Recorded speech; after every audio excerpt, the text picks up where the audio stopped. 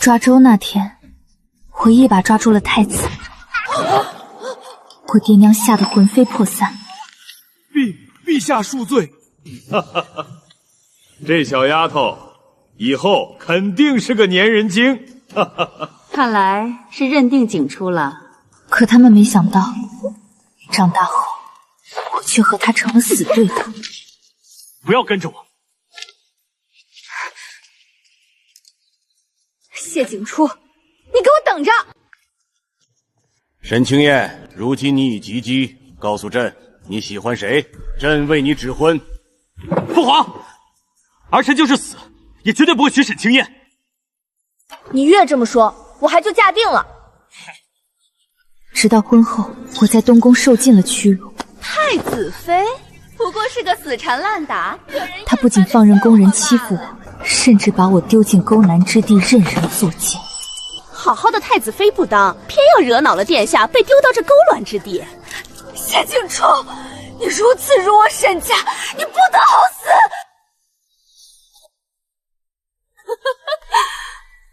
我这辈子终究是场笑话。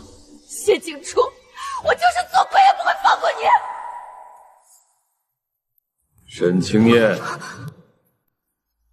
你喜欢谁？只管告诉朕。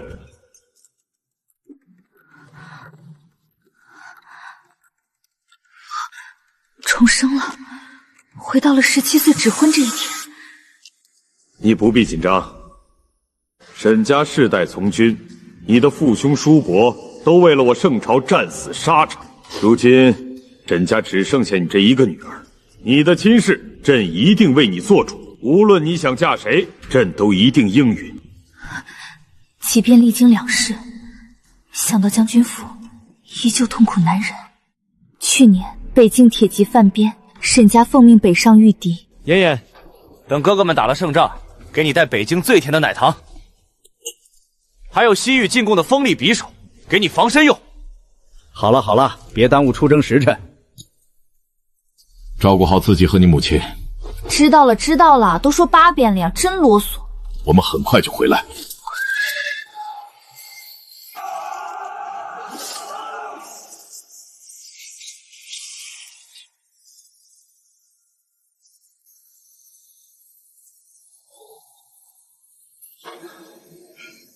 北境血战，沈家满门将士全部殉国。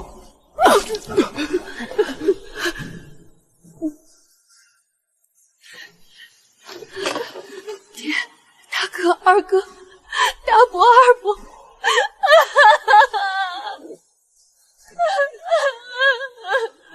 大嫂、二嫂，你们……燕丫头，我们也是没办法，总不能守着这空宅子过一辈子。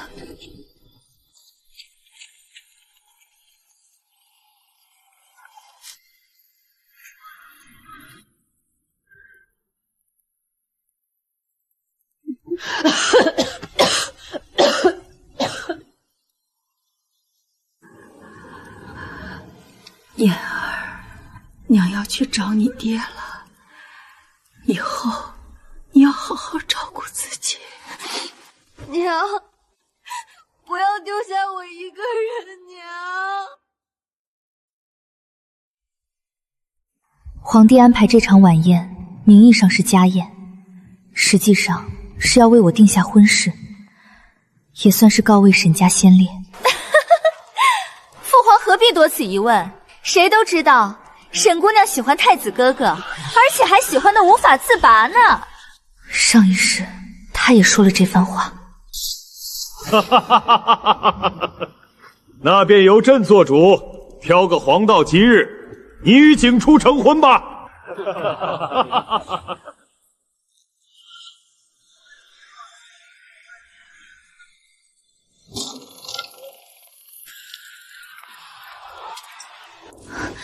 殿下，您回来了，臣妾服侍您更衣。你下去，今晚你睡地上，不许上床。殿下，今天是咱们的大婚之日，哪怕您不喜欢臣妾，可外面还有宫人守着，若是传出去又如何？你沈家仗着满门忠烈的空名强嫁于姑，姑门让你去住冷宫已是仁至义尽。去那儿，别让姑说第二遍。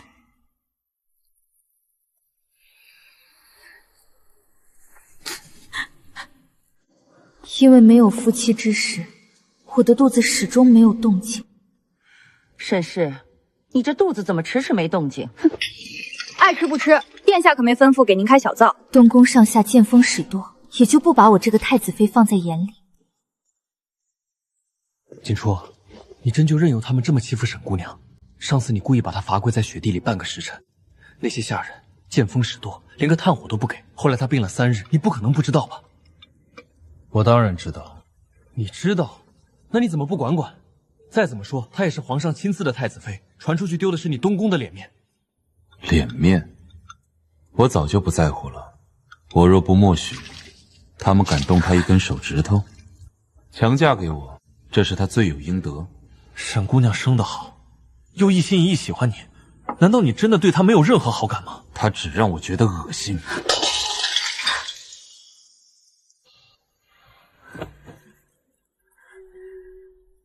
强加？我哪有强加？这是他父皇的意思。他不愿意，为什么不向他父皇明说，反而要把所有的气都撒在我身上？这一场荒唐的婚事，皇帝博得了善待烈士家属的美名，太子讨了父皇的欢心，只有我成了一切的牺牲品。我做错了什么？我到底做错了什么，要落得这样的下场？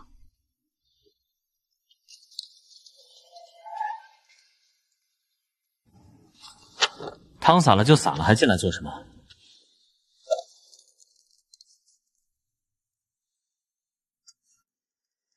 殿下，我们和离吧。沈清燕，你敢再说一遍？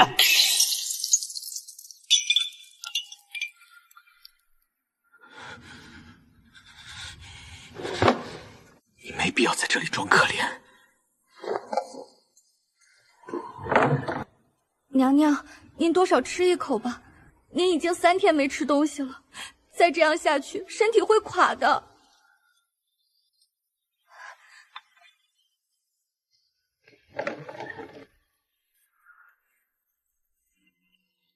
你真的想和离？是。好。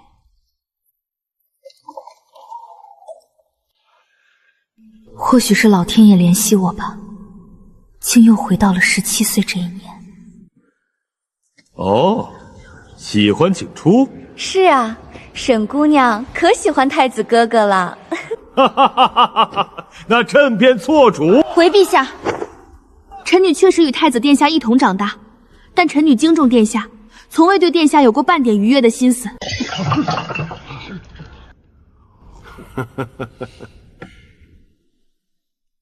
此话当真吗？看来今日若不说出个名字，陛下绝不会就此作罢。臣女心悦靖王已久，若是可以嫁给靖王为妻，臣女此生便再无遗憾了。沈清言，这只怕是委屈了你。九弟他在1年前西北战场受创，至今昏迷不醒。太医说他这辈子可能就这样了。朕还是在其他宗位子裔里为你挑个良婿吧。谢渊是眼下唯一做合适的人选，一来他昏迷不醒，正好我可以趁此谋一条出路；二在上辈子他虽然醒了，却下人照顾不周，半生困于轮椅。为了上一世他给予我的那份善意，至少我能帮他重新站起来。臣女感激陛下的怜惜，可臣女早已在佛前发了宏愿，此生非靖王不嫁，还望陛下成全。陛下，既然沈家丫头对九叔如此一往情深，这可是难得的纯情，不如就成全了他的这份初心吧。既然如此，就按皇后说的办吧。燕燕，沈家就剩你一个，靖王又昏迷不醒，你们2人的婚事便由中宫一手操办吧，成全你们。臣女谢陛下恩典。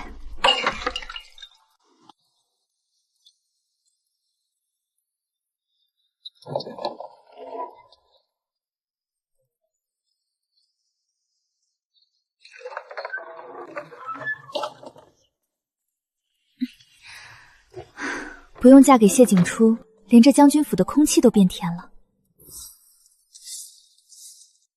前世我为了那桩指婚，整宿睡不着觉，如今重获一世，倒是睡了几天安稳觉。姑娘，宫里来人了，说是皇后娘娘派来的容嬷嬷，正在大厅等着见你。知道了，我这就过去。姑娘，要不要？无妨，不过是宫里的嬷嬷罢了。走吧。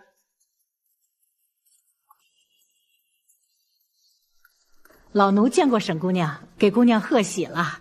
陛下把姑娘的婚事全权交给了咱们娘娘，娘娘这几天废寝忘食的筹备，这不日子都拟了几个，特邀姑娘进宫一同商量商量。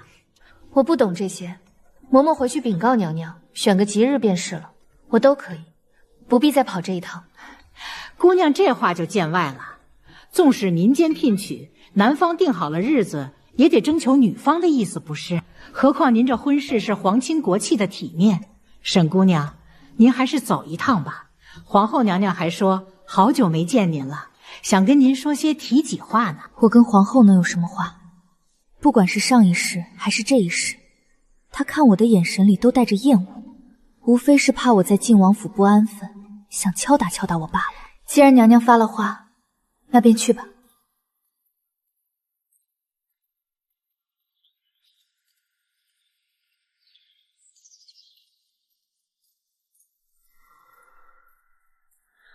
老奴见过太子殿下，殿下万安。太子殿下万安。沈清燕，你这么做有意思吗？姑知道你在想什么。既然你已经在父皇面前要死要活的要嫁给九叔，就别再使这些下作手段来纠缠姑。你掐着时辰出现在母后寝光门前，又想玩什么偶遇的戏码？你这样只会让姑觉得恶心。我以前是真的魔怔了，为了讨好他，打听他每日请安的每一个时辰，顶着暴雪，亲手做点心送过来，即便他看都不看一眼就扔给下人。我居然还觉得是我做的不够好。太子殿下，您恐怕是误会了什么。既然前几日宫宴上我已经向陛下说得清清楚楚，我对您并无爱慕之心，那今日的遇见便只是巧合。巧合？沈清燕，京城这么大，皇宫这么多门，你偏偏迷了路到了这儿，又恰好撞见了姑。你当姑是3岁小孩吗？是皇后娘娘传召臣女进宫商议婚期，老嬷嬷领路，臣女哪敢私自乱闯。殿下若是不信，大可问问容嬷嬷，臣女今日是不是冲着您来的？回殿下，的确是娘娘的意思，邀沈姑娘来商量婚期。臣女即将嫁入靖王府，如今是一心一事在筹备婚事。太子殿下若还是不信，不妨进去问问皇后娘娘。九叔昏迷不醒，你嫁过去就是一辈子守活寡。沈清燕，你以为那是福地？那是姑的九叔。姑这是在提醒你。有劳太子殿下费心了，臣女爱慕靖王殿下已久，只要能陪在他身边，无论他是清醒还是昏迷，臣女都心甘情愿。嬷嬷，咱们走吧，别让皇后娘娘等急了，这天色可不早了。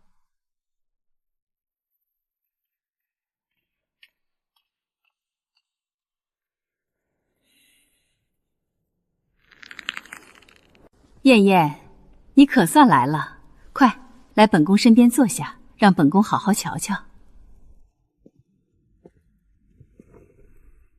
臣女见过皇后娘娘，娘娘万福金安。你这孩子总是这么客气，怎么就你一个人进来？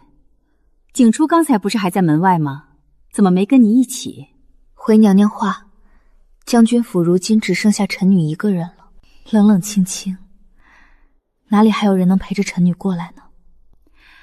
好了，不提那些伤心事了，快来看看本宫为你选的日子。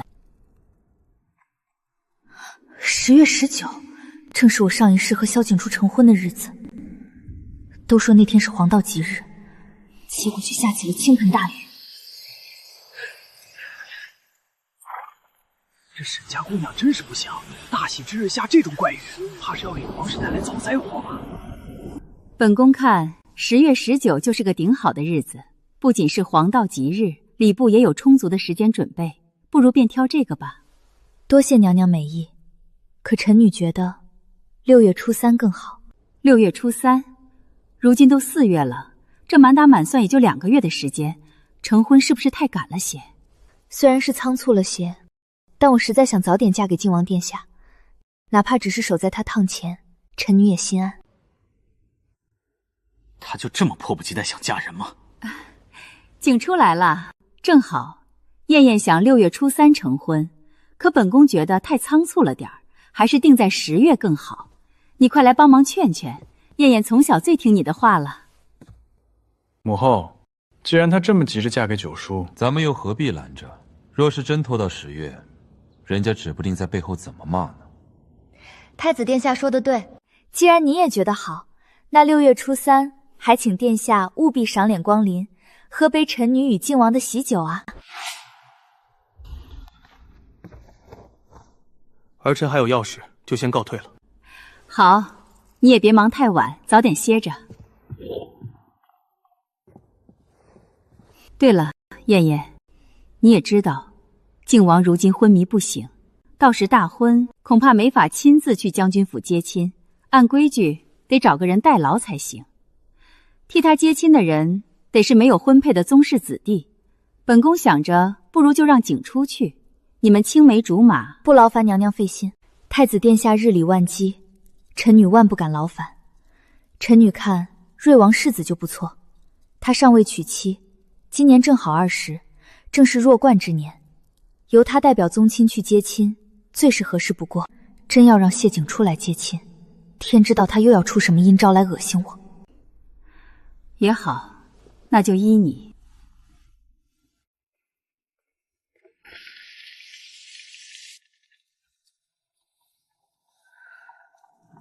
下雨了，这膝盖的旧伤每逢阴雨还是会隐隐作痛。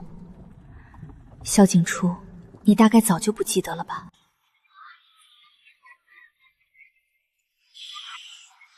燕燕，你看，我说能溜出来吧？宫里天天念书太闷了，外面有糖画，还有捏面人，我带你去看最热闹的杂耍。燕燕，来追我呀！追上了，我再给你买个兔子灯。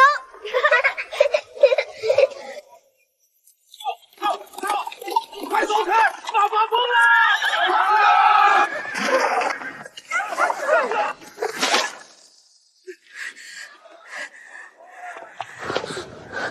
燕燕，你没事吧？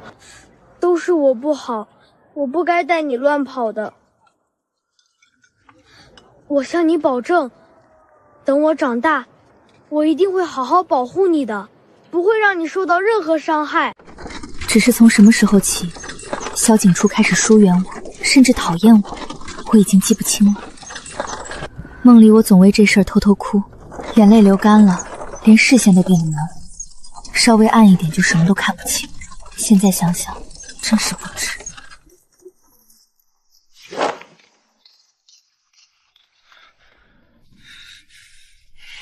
给姑把这些撤了，看着心烦。太子哥哥，这大喜的日子，你生什么气啊？你怎么进宫了？这不是九叔要大婚了吗？皇后娘娘发了话，要从宗亲里挑个合适的，带九叔去将军府接亲。又是这招，嘴上说着仰慕九叔，背地里却让母后来求姑去接亲。这种欲擒故纵、吸引姑注意力的把戏，真是让他玩烂了。接亲这事儿，宗亲里随便找个人就行了。姑没空，也没兴趣去将军府当那个说客。可是，告诉沈清燕，姑绝不可能去。那个太子哥哥，原本娘娘的意思确实是让你去，毕竟你尚未成婚，最合适。可是，沈姑娘拒绝了，她说不想劳烦太子哥哥，还特意跟皇后娘娘求了旨，让弟弟我去接亲就可以了。沈清燕，不要姑去。沈姐姐可能是觉得太子哥哥你平日里太忙了，接亲费神，不像我是个闲人。哥，茶都烫熟了，我还有事儿，先走了。哥，其实当初那件事，沈姐姐挺无辜的，你因为那件事一直讨厌她，对她不公平，如今闹成这样，你不开心，沈姐姐她怕是也不开心。谢长佑，谢长佑，不是说有别的事忙？是。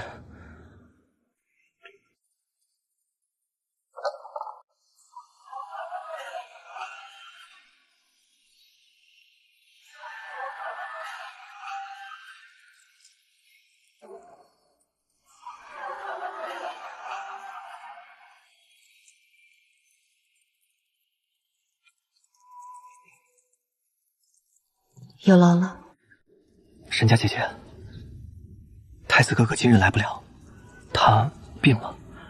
自从那天从宫中回来就病了，今日也没好。宫里锁着消息，不许外传。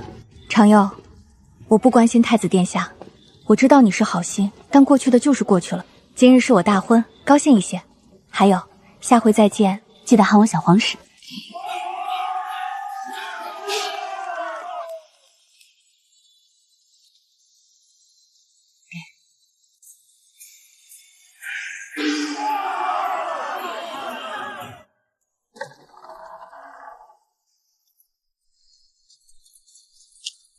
靖王府副将秋山拜见王妃。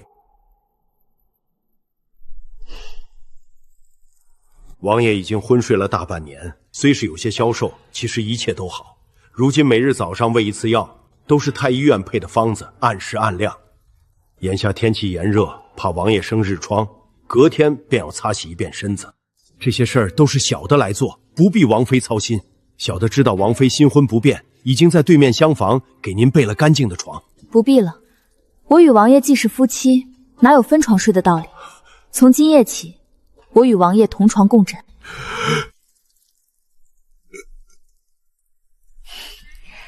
天色不早了，你先下去吧，我自己卸妆洗洗就好。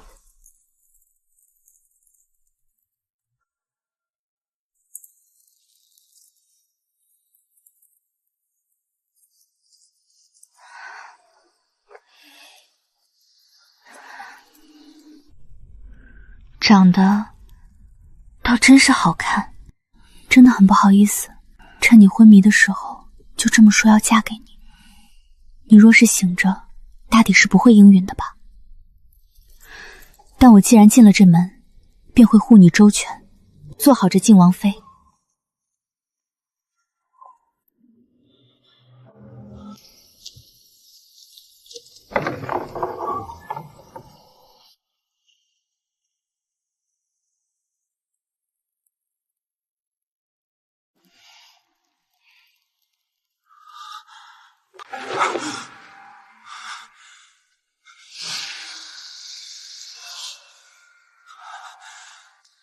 殿下，您总算醒了。什么时辰了？御史末了，皇后娘娘刚从靖王府观礼回来，这会儿正往您这儿赶呢。今日是6月初3，是，今日是靖王迎娶沈姑娘的大日子。皇后娘娘到。景初，你好些了吗？这晦气日子总算过去了。沈家那个丫头已经彻底跟咱们东宫没关系了。儿臣，你是东宫太子，又已年过弱冠，你父皇常常与本宫念叨你的婚事，满朝文武也都盯着呢。等你身子好些了，本宫便为你安排。京中世家贵女那么多，个个都比沈清言好得多。到时候我们慢慢的挑，总能有合适的。母后，说起沈清燕，本宫看着她就烦，她是死是活，今后自有靖王府去摸。当年她像个狗皮膏药似的黏着你，甚至带你偷溜出宫，险些受了伤。那时起本宫便不喜欢她。如今沈家人死绝了，她倒识趣，知道自个儿没用了，嫁去靖王府了。哼，你看着吧，靖王府那帮亲戚可不是省油的灯。沈清燕往后的苦头多着呢。儿臣，好了，你早些歇息吧，尽快养好身子。本宫安排叫你见一见那些女孩子们，有母后在，这太子之位你必定坐得稳稳当当。王妃，您昨儿没睡好。认床，再加上身边忽然多了个人，总是睡不踏实。青雀，给我梳头吧，待会儿咱们去。王妃醒了吧？周舅母有令，今儿是大婚头一天，按规矩，请王妃过去见一见。王妃这才刚起，怎么就这样着急催促过去？哼，是王妃出身将门，身份尊贵，又是陛下亲口指的婚，也怪不得不将周舅母用这寡母放在眼里了。我什么时候说是这个意思了？姑娘连自己是什么意思都说不清，那还是不要说了。王妃，您说呢？是得去给周舅母请安。王妃误会了，不是请安，只是去见一见。薛将军为救王爷牺牲，他的遗孀理应得到所有人的尊敬。今日过去请安，在情理之中，所以烦请嬷嬷进宫一趟吧。进宫？是啊，嬷嬷入宫禀明陛下，就说周舅母遗孀为大，我得先给舅母请了安，才能去拜见陛下与娘娘。王妃说笑了，自然是以陛下娘娘为尊。既然你明白，便回去告诉周舅母，我忙完了自然会去见她。王妃，咱们真要去吗？青雀，毕竟是舅母，见肯定要见，但是得由我来决定什么时候去，这关乎到主动权在谁手里的问题。要是刚进门就被人压一头，往后的日子怕是没法过了。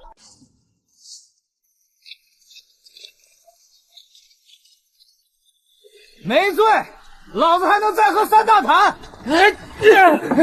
知道老子是谁吗？靖王是我表兄，太后娘娘看着我长大，我连皇上的面都见过。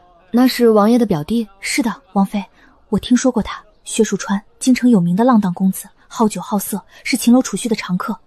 昨天您和王爷大婚，他竟醉卧美人香，压根儿没回来。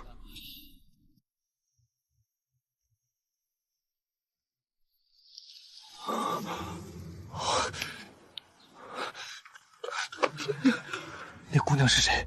怎么从没见过？那是刚过门的靖王妃。靖王妃？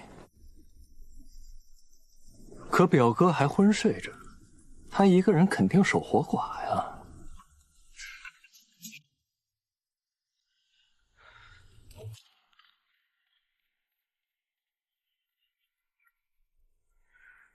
太子殿下，沈清言，嫁给九皇叔你很得意，对不对？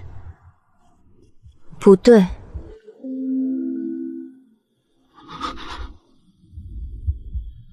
你应当唤我一声小皇婶。你刚才直呼我的名讳，你实在太没规矩了。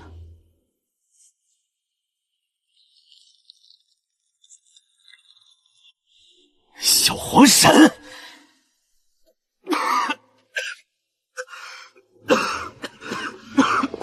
太子殿下有病，还是回去多吃药，多休息吧。我先去给陛下娘娘请安了。今日朝臣都在夸朕，说这场婚事办得好，文武百官向来不和。如今竟为了你这婚事达成共识，可见是桩天大的喜事。哀家留你在宫中用膳，你可别推辞。臣媳遵旨。秋山，王妃，这院子里除了你和银红，其余人我还没认全，一起叫过来我瞧一瞧。哎，不过王妃，有一件事您得清楚。什么？王府其实分了两派，一个是这个院子，一个是院子外，不管人员调度还是开支用度，都是分开的。怎么会这样？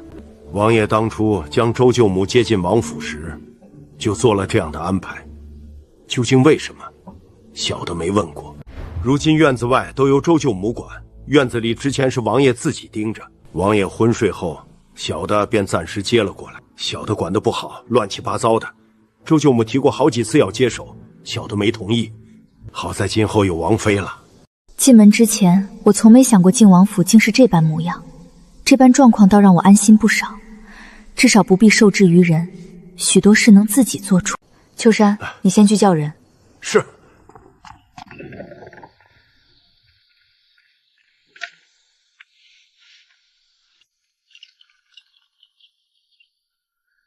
你们挨个说，如何进的府，在哪儿伺候，平日做什么？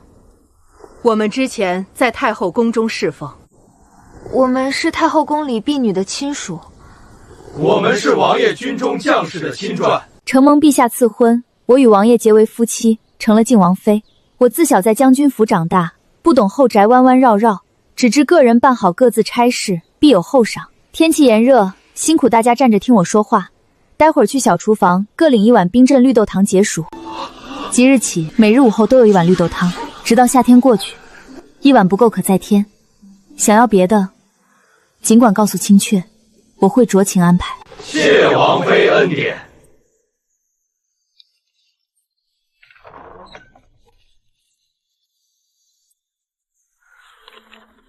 王妃，该歇息了，再看下去眼睛会坏的。什么时辰了？亥时了。竟然这么晚了，今日还没去见周舅母。这个沈氏竟然一点也不把我这个长辈放在眼里。娘，表嫂没做错什么，您是舅母，哪有新媳头一天给舅母请安的规矩？我还管着家呢。可他们院子又不归您管。没良心的东西，胳膊肘往外拐，还叫她表嫂。原本这个靖王妃的位子应当是你的。我原本就不想嫁给表哥，表哥对我也没意思。糊涂，他对你没意思，你不知道想办法让他娶你吗？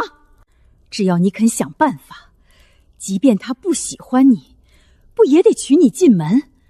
你做不成这个靖王妃，这靖王府迟早落入别人手里。可靖王府原本就不是我们的，只是表哥心善，收留了我们。真是比不上你姐姐，早知道就该把你带在身边，不是让你跟着你爹养成这么懦弱无能、不争不抢的蠢货。要不是你姐姐嫁得早，这靖王妃她早拿下了。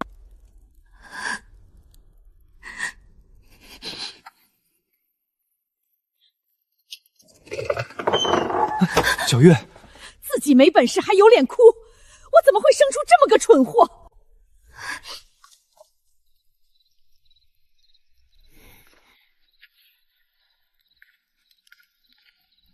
怎么又吵架了？还不是你这个不成器的妹妹！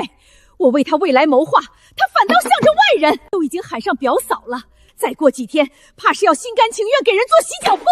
皎月还小，不懂道理，娘别生气。至于咱们这位靖王妃，儿子待会儿过去看看她。娘，把通行腰牌给我。你去看她做什么不成？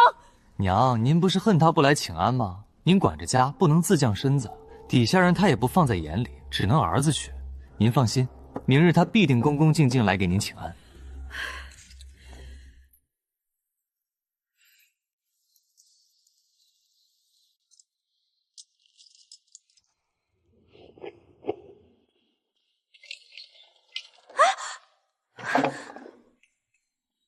这位姑娘不必紧张，在下薛穗川是王爷表弟，没有恶意。你瞧，这是通行腰牌。深更半夜，薛公子来此所为何事？我有要紧事要与嫂嫂商议。王妃已睡下，薛公子请回吧。事出紧急，烦请姑娘通传。王妃一旦睡着，便很难叫醒。薛公子有事，实在明日再来。好吧，那我明早再来。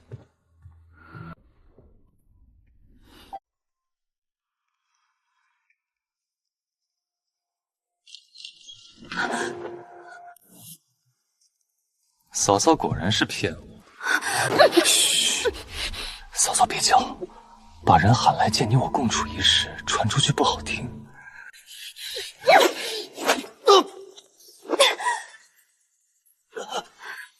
青雀，秋山！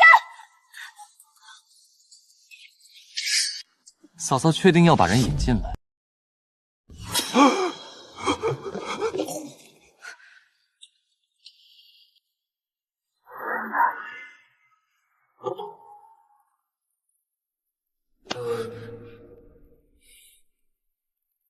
小心！表哥！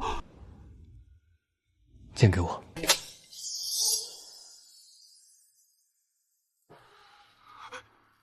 你刚才说了什么？表哥，我知道错了，我再也不敢了。本王在问你，刚才说了什么？我说，表哥不会知道，太医都说他这辈子醒不过来，他早就是个废人了。对，这句。表哥，求你看在我爹面子上饶我一命，我爹救过你命，你答应照顾我们。看在舅舅面子上，本王饶你一命。若有下回，本王不介意送你下去，由你爹亲自管教。是，我再也不敢了。滚出去！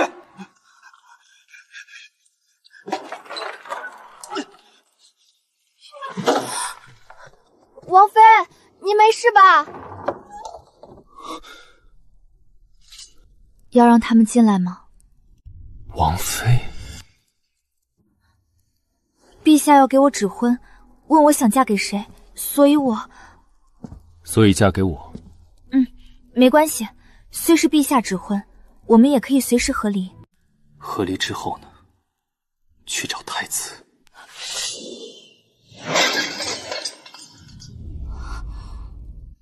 沈清言，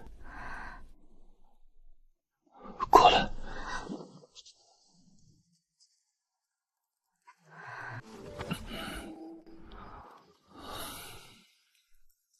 青雀、秋山，快进来！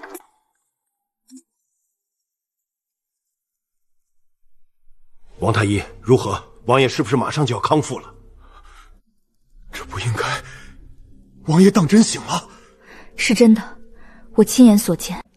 这不可能，王爷身子远未痊愈，醒来应是受了巨大刺激，强行突破身体限制。不知刚才发生了什么？若是时常刺激王爷，是不是就能真的醒过来？兴许真的有用。秋山，你在王爷身边多久了？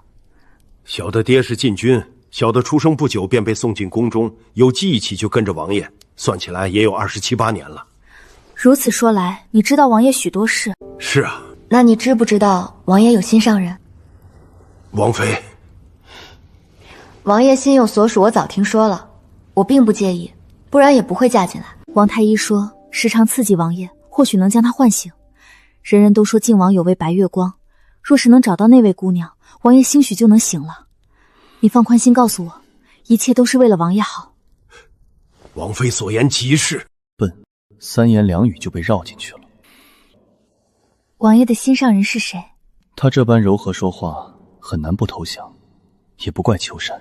这小的也不是很清楚。不清楚？小的也不确定王爷是否真有心上人。这些年有人做媒，王爷都以心有所属拒绝。陛下追问姑娘是谁要指婚，王爷也拒绝了。陛下怀疑王爷根本没有心上人，只是不想成亲找借口。这样吗？没想到我瞒得这么严实。没关系，即便没有心上人，王爷也有其他看重的，我们一件一件试。这该怎么试？以后慢慢试。今日太晚，先歇息。明日我还要去见周舅母。是。他没必要见周氏，她是靖王妃，只需对皇帝低头。他说休息，在哪儿歇息？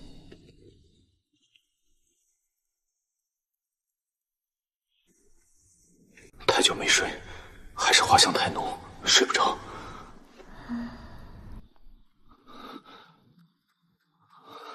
更睡不着了。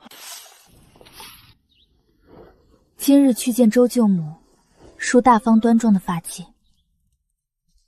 王妃，待会儿要说薛公子的事吗？自然。王妃，这是什么？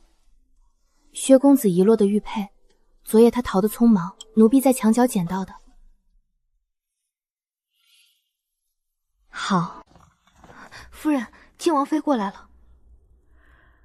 真没成想，遂川如此有本事，故意拖到今早才来，看我怎么收拾他。周舅母，你可知错？你在质问我？你一个晚辈敢质问我？刚进门便如此嚣张，将来站稳脚跟，岂不是要将我和薛家儿女扫地出门？昨晚你是不是给了薛雏云通行腰牌？是又如何？哼，这靖王府归我管，我想给谁就给谁。怎么过门第2天就想抢管家权？所以薛雏云行刺王爷是你指使的了？是什么？姓沈的，你想夺权也别按莫须有罪名。你可认得这个？不过是枚玉佩，成色尚可，威逼不成，想利诱。周舅母，天亮许久，你还没睡醒吗？你看清楚，这是你儿子薛竹穿的玉佩。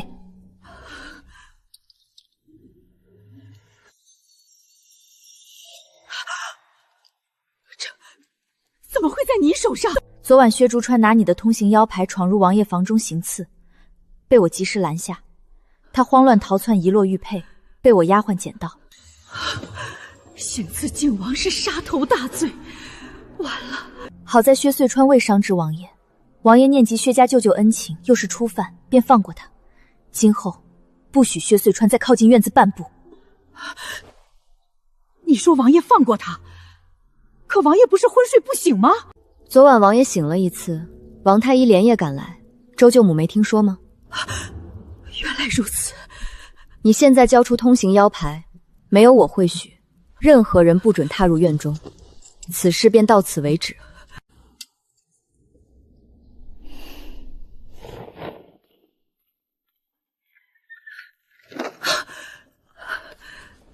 不过17岁的小姑娘，竟有这般压迫力，竟有谢冤的错觉。夫人，您压压惊。不能坐以待毙。今日他夺了腰牌，明日必来抢对牌钥匙，失去管家权，荣华富贵就到头了，绝不能坐以待毙。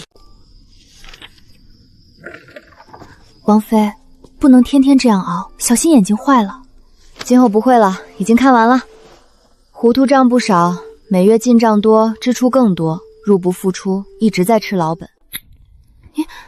这跟咱们将军府还挺像。是啊，这些年战事不断，将士伤残战死，遗孤需要照料，朝廷拨银常不到位，父兄总拿府中银子填补。看来靖王府也是如此，总吃老底不是办法，难不成要拿嫁妆贴补？我有的是银子，够王府花2辈子，何时这般紧巴巴？对了，王妃，明日是归宁的日子，可惜王爷昏睡不醒，没办法一起回去。他不去也好。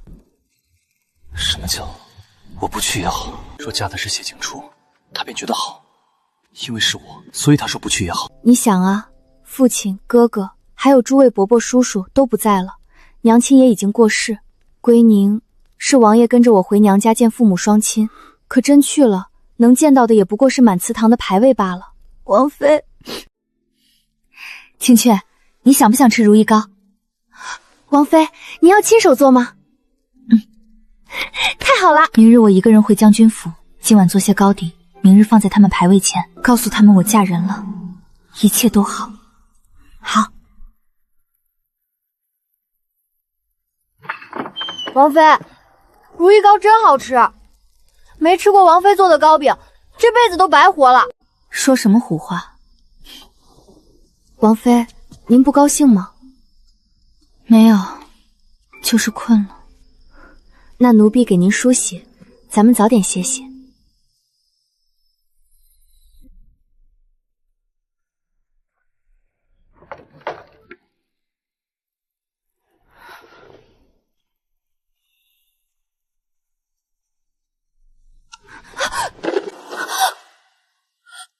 是谢渊的父亲，不好意思。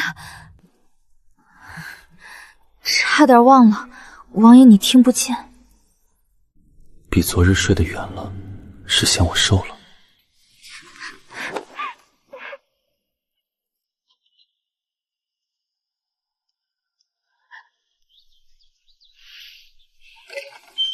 耶，王妃怎么起这么早？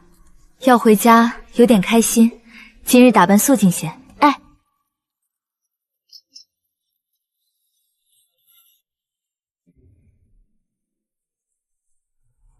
王妃，带2个亲卫吧，军营出来的可靠。好。是。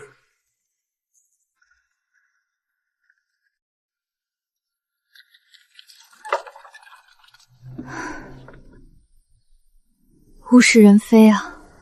姑娘可算回来了。今日是我归宁的日子，靖王昏睡不方便回来，我去祠堂给祖宗磕头。好。你忙你的，不用陪我。对了，瑞王世子也在，还有太子殿下也来了。常又来了。奴婢记得，瑞王世子可喜欢吃王妃做的东西了，正好带了如意糕，分他一些。常佑，我怀疑你能掐会算，知道我今日做了如意糕回来。是皇婶。这么乖啊！太子也来了，他竟对我如此疏离。尝尝。谢谢皇婶。这是祭祀用的吧？没关系，我做的多，吃吧。哥哥，你也吃啊！皇婶的厨艺最好了。她的厨艺我最清楚，从前做给我的都被我扔了或赏人了。这次她若主动给我，我可以吃2口。好了，我该祭祀了。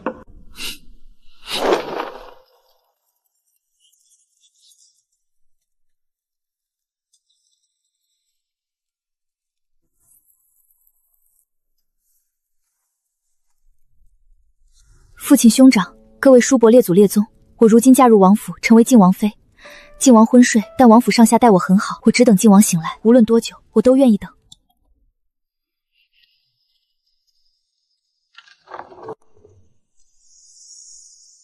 他们刚才都听见了。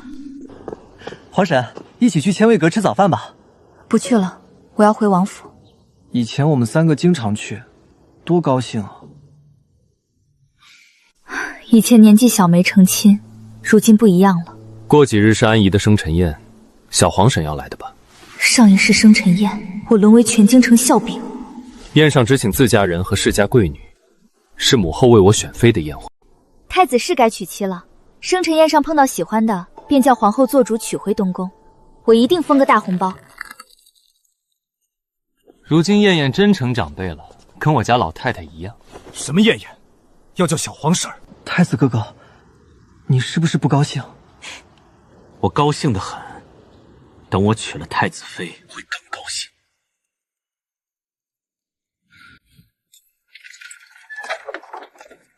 王妃，您可回来了！怎么了？出什么事了吗？府上出什么事了吗？是不是王爷？王爷没事儿，是周舅母的大女儿薛大姑娘又来咱们王府了。薛大姑娘？薛大姑娘是薛将军与周舅母的长女，比王爷小1岁，对王爷素来有情意。早些年薛将军在世，她提过好几回想嫁给王爷，薛将军不支持，想把她许配给副将，她又哭又闹，亲事才作罢。后来她嫁了伯爵府3公子，做的正式夫人。伯爵府，这门亲事很不错了。听起来是不错，可3公子体弱，不利于房中事。大姑娘心存不满，在外边找了几个男人。她找人打伯爵家的3公子出气吗？大姑娘没有打3公子，她在外结识了些男人，时常相约游玩，或是趁3公子不在家，将人带回家颠鸾倒凤。早些年薛将军战死，薛大姑娘便总来王府。那时候王爷还清醒，他不是送炖子，就是送羹汤，想跟王爷续前缘。有一回他甚至想直接生米煮成熟饭，王爷大发雷霆，责令他不许再登门。直到王爷昏睡，他才敢再来。陛下赐婚之后，他来得越来越频繁，今日又过来了。没事，周舅母的通行腰牌被我收了，薛大姑娘进不去院子。走吧，我估摸着王爷必定没什么事儿。怎么，你们伯爵府连葡萄都买不起了，跑回来吃我的？娘，您在新王妃那儿受了气，犯不着在我身上发火。我又没得罪您，是您叫我回来替您出气的，把我赶跑了，谁帮您？你还说，那不过是个小丫头，仗着赐婚吓唬我。我昨晚问了穗川，根本不是行刺，是他想占沈清燕便宜。沈清燕小事化大，诓我，还收了我的腰牌。别吃了，你养男人花的银子多少是我给的。靖王府被沈清言占了，你去哪儿拿银子？娘，您别急，人和事儿我早就安排好了。安排好了？我也是守活寡的，知道寂寞滋味。沈清言想要什么，我清楚得很。今日我带了杀手锏来，他必定落进我的圈套，您就等着瞧好戏。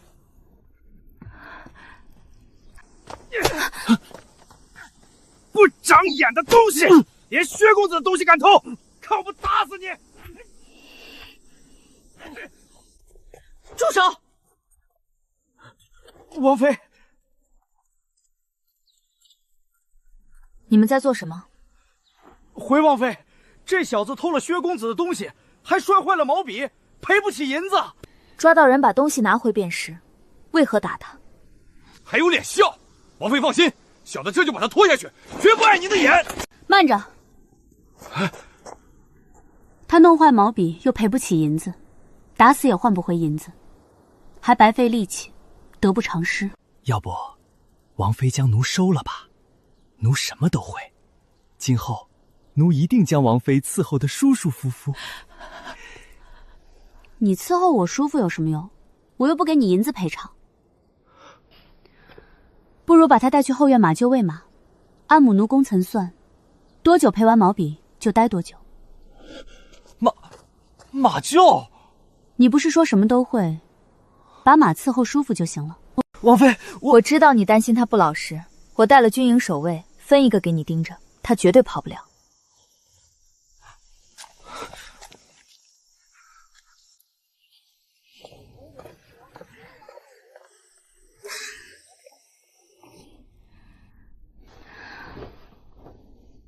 我实在有些静不下来。王爷，我其实是个话很多的人，我想和人聊天。原是说话。王爷，我跟你说吧，反正你昏睡着，听不见。我今天把账本都整理好了，梳理了去年账目，还算清了大婚收支。接下来打算清点王府人员、守卫，连马匹都不放过。我今天还碰到一个少年，眼睛跟太子很像，他弄坏了薛穗川的毛笔，小厮要打他，他却说想来我身边伺候。原来如此。但是青雀、秋山、银珠都把我伺候得很好了，我没让他们打死他，把他送去马厩了。其实我有私心，我很想看看谢景初喂马的样子。谢景初总是趾高气扬，谁都看不上，还总发脾气。现在想想，他其实很讨厌。你不是说安排好了一定能行？这都2天了，一点动静都没有。娘，您放心，她就喜欢太子，配不上才嫁过来。见了那么像太子的男人，怎么克制得住？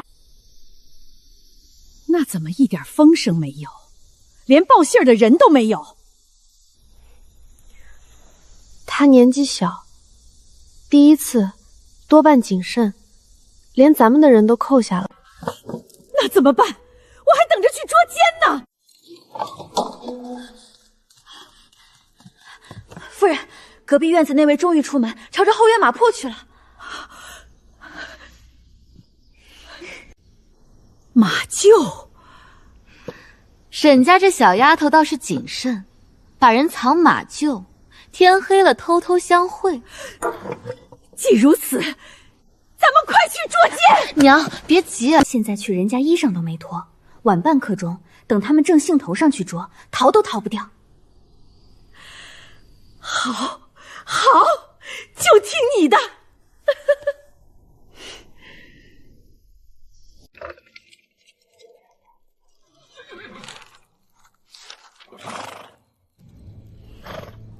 马匹数量对不上。你脑袋里装的是屎吗？不过喂水喂草，你偷懒就算了，还把马喂死了。下去，快抢！王妃，你跟我过来。死小白脸！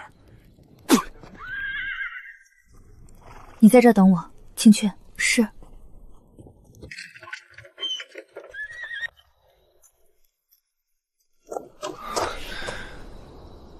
奴在马厩一直等王妃，您果然来了。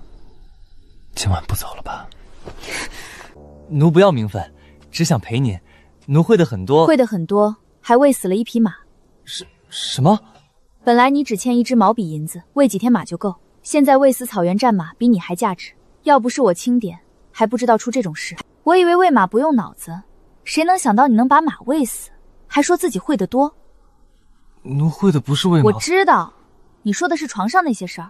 我这2天请教过赵嬷嬷，不是什么都不懂了。王妃找我来这里，不只是责备吧？今晚让奴伺候你。你这荡妇，竟敢深夜私会马奴！周舅母这是来做什么？捉奸！你才嫁进来几天，就背着王爷苟合，不把王爷陛下放在眼里。苟合？奸夫就在这儿，还想狡辩？王妃，人赃俱获，证据确凿，愣着干什么？把他绑起来，赶出王府！慢着！秋山，你被他蒙蔽了，他就是个荡妇。他又醒了，刚才的话听见多少？王爷来的正好，您看着审视，趁您昏迷藏马图，半夜苟且。前些他还骗我岁阳行刺您，骗走我的腰牌，心机深重，是来抢王府家业的。拖下去！听见没？把他拖下去！王爷，这是何意？遂川是行刺了本王。近日王妃来马厩，本王早已知晓。王妃来之前就告诉我了，若是私会，何必告知于我？可他撇开众人，私下和这马奴在一起。原本这事知道的人越少越好。你弄坏毛笔，喂死战马，欠王府银子，怎么赔？说出幕后主使，我便免你债务。奴没有主使。你与太子有3分像，怎会没有主使？故意挑拨王爷与太子关系，居心叵测。舅母，我带他来此，是怕这事敏感，传出去王府危险。你不说，我就把你卖去花楼。什么？你不是很会伺候人吗？不行。所以，你愿意说了？过去本王繁忙，王府事务托付舅母。如今本王娶妻，明日起，王府诸事交由王妃处置。要不搬个椅子，慢慢看？也不是很想看。王爷，我们回去吧。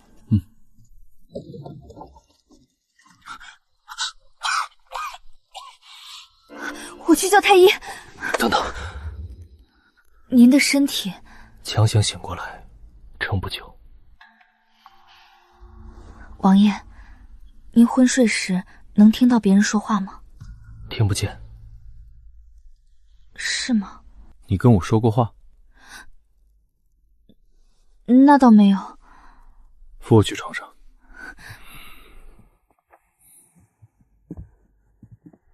明日接管王府，别把我家弄得太糟糕。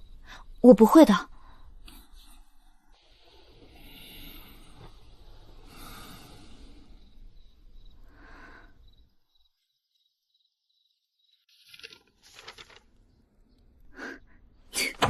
周舅母太小气，仆妇月份少得可怜，青雀1月工钱抵碗香堂丫鬟半年。王府没几个人，她天天买酒买菜，花销极大，定是私吞了。王妃有所不知，买菜的是她表亲，卖酒的馆子是她开的，菜肉常发臭，酒还掺水。原来如此，得换采摆的地方。正好要给5公主选生辰贺礼，套车出门。是。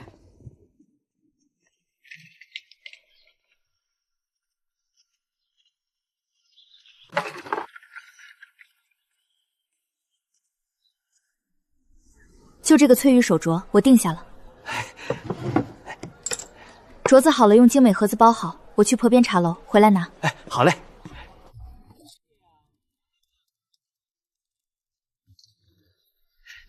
姑娘，镯子不能卖给您了。为何？有位公子也看中了，出价更高。我已付银子，你们怎能出尔反尔？实在是那位公子出价太高，姑娘要不过去看看？你留下，我过去看看。是。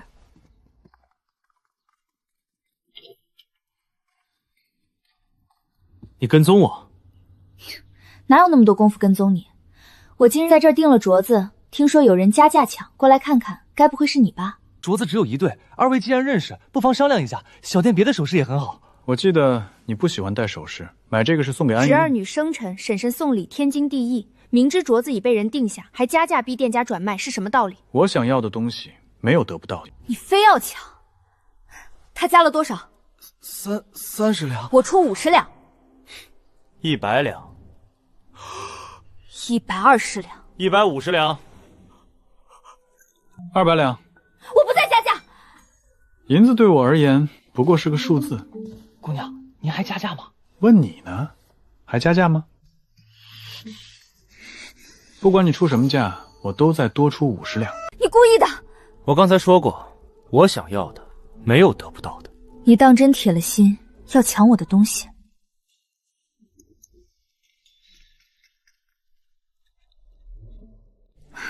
这镯子也不算顶好，200两卖给你了。我买那边那只簪子，10两是吗？我买了。是。60两。我说过，你要什么，我都多加50两。是不是该结账了？公子，您一共买了38件首饰，合计1080两。这么多？您用银票还是现银？当晚我让人送来。好嘞，到时候给您送到哪里？我让人送银子来，你把首饰交给他们即可。好，公子请在这里盖个手印。您应得的银子怎么给您？什么银子？取现银给我。我刚才和伙计做了笔买卖。我帮他多卖首饰，你每加价买一样，我就分20两。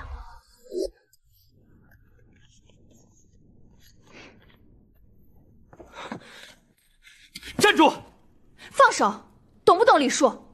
惹了事就想跑？是我先定下镯子付了银子，是你非要抢非要加价，到底是谁惹事？你从前从不会这样，今日故意算计我，只是记恨我不肯娶你。不是。那从前是谁天天跟在我身后，做了糕饼想方设法送我？是谁求安姨打听我的喜好，绞尽脑汁让我高兴？你忘了自己从……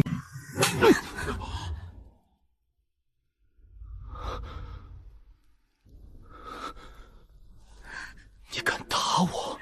早知今日，当初那辆马车冲过来，我就不该推开你。我摔在地上，膝盖重伤，再也上不了马背。我最大的梦想是跟父兄上战场，可我的膝盖站久疼，跪久疼，下雨天整夜疼得睡不着。我不是记恨你不娶我，我是感谢自己嫁给了你九叔。拿去赏给他们。王妃，你哪来这么多银票？做了笔生意，快去吧。是。这位便是靖王妃吧？举手之劳，你回去吧。我做了些糕饼，想请王妃带回，交给我丫鬟就行。燕燕，如今是不愿认我了吗？珊珊，哎，我在。珊珊，我是不是不值得被爱？燕燕，你很好，漂亮、善良、勇敢。有人不珍惜你，那是他的问题，是他配不上你，不是你不值得。我知道了。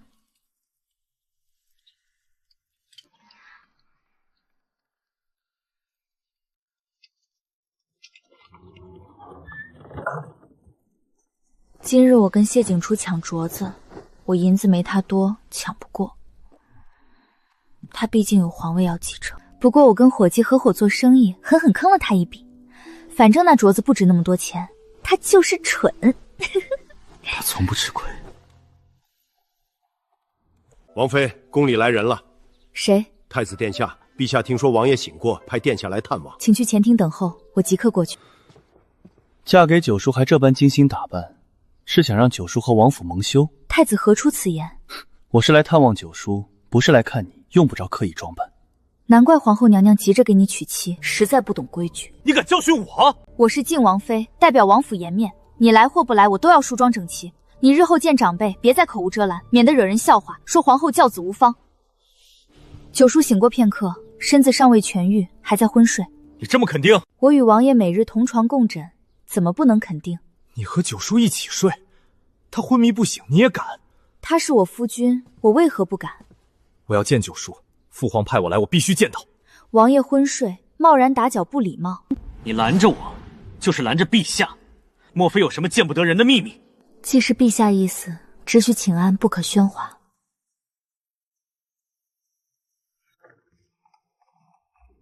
太子殿下真是有孝心，一听说王爷醒了，立马就来请安了。只可惜王爷尚未痊愈，只醒了一小会儿。沈清燕平日里就睡在九叔身边。太子殿下这说的是什么话？王爷与王妃是正经夫妻，同床共枕，再正常不过了。可姑刚才看见隔壁摆着床，那是小的擅作主张安排的，还以为王妃会嫌弃王爷，没想到王妃说嫁给王爷是她心甘情愿，高兴还来不及。不要后悔。这人有病吧？渴了，我去给你倒。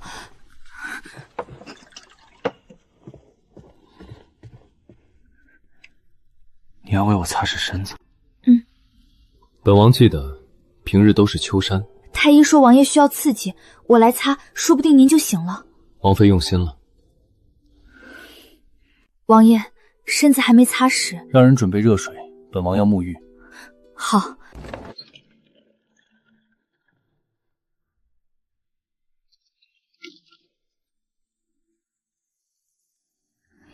我坐在屏风那边，王爷有事喊我就好。他都什么时候会提和离？我得早点找好出路。在想什么？在想王爷饿不饿，要不要吃点东西？吃。王爷有爱吃的或忌口吗？都行，你来安排。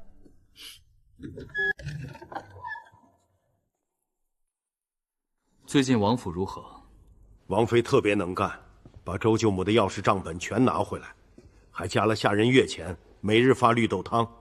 大家都说王妃是福星。福星。对了，太子来过，是王妃接待的，王妃对他一点不客气。做得好。我还故意跟太子说，王爷特别喜欢王妃。这些年你倒是聪明了点儿。军中如何？没王爷坐镇，将领不和，边境一族蠢蠢欲动。传令，3日后北边大营召开将领大会，所有人必须到。是。这是珍珠丸子、火腿猪蹄汤、杏仁豆腐，还有花生酪，饭后解腻。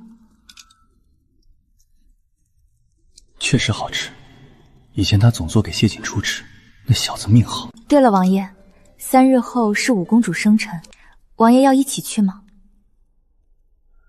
那天我有事，忙完我会尽快赶过去。好。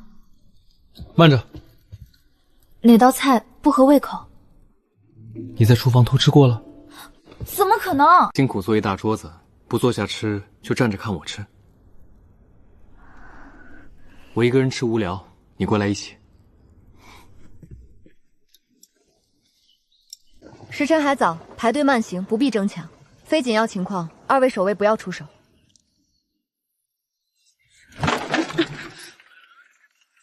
怎么了？回王妃，有人插队。路又不是你家的，你们慢还怪别人。原来是沈家妹妹，让你车夫退一退，我先过。凡事讲先来后到，我等候多时，你姗姗来迟，凭什么插队？你们堵着路干什么？妹妹在置气，我让她先过便是。我认得你，你是沈将军之女，以前她是你跟班，你现在嫁了靖王就欺负人，先来后到，你休想仗势欺人。现在你给顾姑娘道歉，退到一边等所有人进去。小公爷，您的好意我心领了，可这里是宫门外，东宫就在附近，若是闹起来传到太子殿下耳中，今日五公主生辰，太子殿下本就繁忙，再为这点小事操心，太过辛苦。顾唐离，你确定是你先来，我是插队的？他还会说谎？你怎么确定他不会？你亲眼看见了？沈家妹妹，算了，你先过去吧，我不要紧。今日之事别追究了。站住！污蔑完我就想走，不可能！沈家妹妹，太子殿下他……太子又如何？我如今是靖王妃，是太子长辈，他见我还得尊称一声皇婶。即便他过来，也得把事情说清楚。是我先来排队1刻钟，是顾家马车后来硬要插队，我闷得满头是汗，姑娘却衣衫整齐，脸上干净，这还不够说明？后面的宾客、宫门口的守卫都在，小公爷不妨问问是谁插谁的队。是晋王府马车先到。靖王妃，是我误会你了，对不起。那你知道接下来该怎么做吗？该怎么做？刚才你逼我道歉，让我退让，现在真相大白，顾唐提是不是该向我道歉，接受惩罚？有理。沈家妹妹，都怪车夫，我不知道情况啊。我可以给你道歉，你生气我就给你磕头。都闭嘴！会哭就有理，插队污蔑就是错，掉几滴眼泪就能算了，那还要王法干什么？快道歉！对不起。还有，我不该污蔑你。靖王妃，我再次道歉，你还有别的要求吗？没有了。请王妃先行入宫，我在这里盯着，等所有人进去我再进。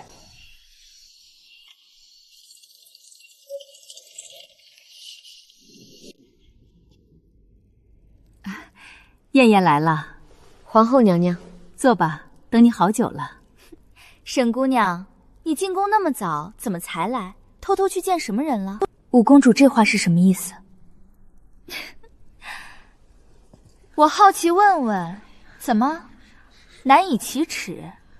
还是去见奸夫了？奸夫？难不成五公主一贯这样称呼陛下？你去见父皇了？陛下挂念靖王，我去禀报近况，有何不妥？你不信，可当面去问陛下。燕燕见谅，安姨还是孩子。是啊，过了今日就17了，和我差不多大。见了我不称呼皇婶，直呼大名，语出不逊，还冒犯陛下。弟妹说的是我们管教不严。我与靖王是长辈，自然不计较。但他代表皇家颜面，再不知悔改，外人会非议皇家。皇后娘娘说对吗？今后一定严加管教。来，这是我与靖王的生辰贺礼，祝公主岁岁长安，万喜如意。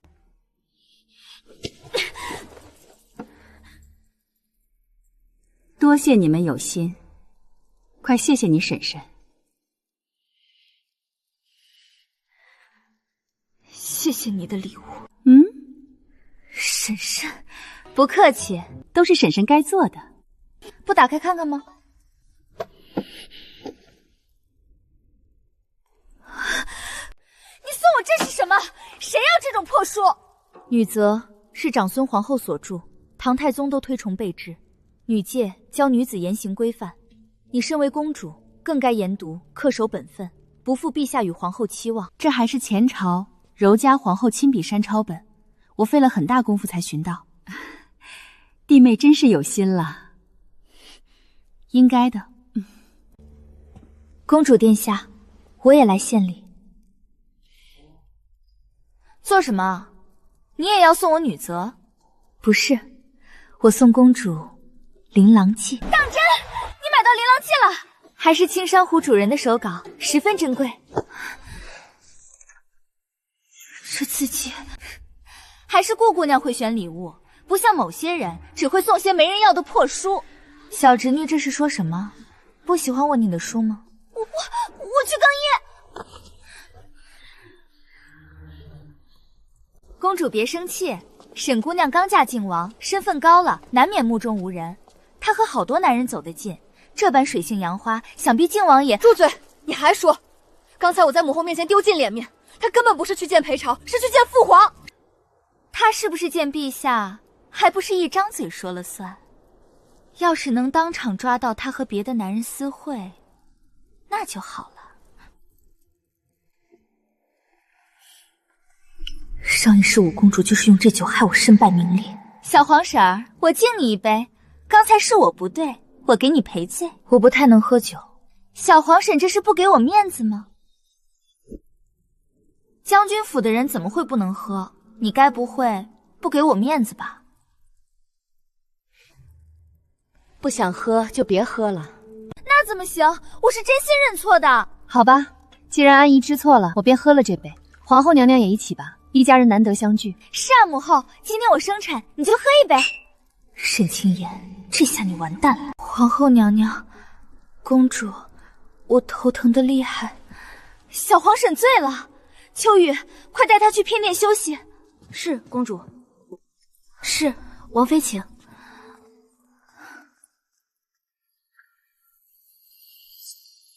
你又憋着什么坏？我没有，母后冤枉我。现在她是靖王妃，你九皇叔军中威望高，父皇也看重她，你再捉弄她，父皇一定重罚你，我护不住你。可九皇叔还昏迷着，就算醒了，也未必给他撑腰。母后，你怎么了？哪里不舒服？可能是醉了，这酒太烈，我去休息。再过一会儿，就带所有人去捉奸。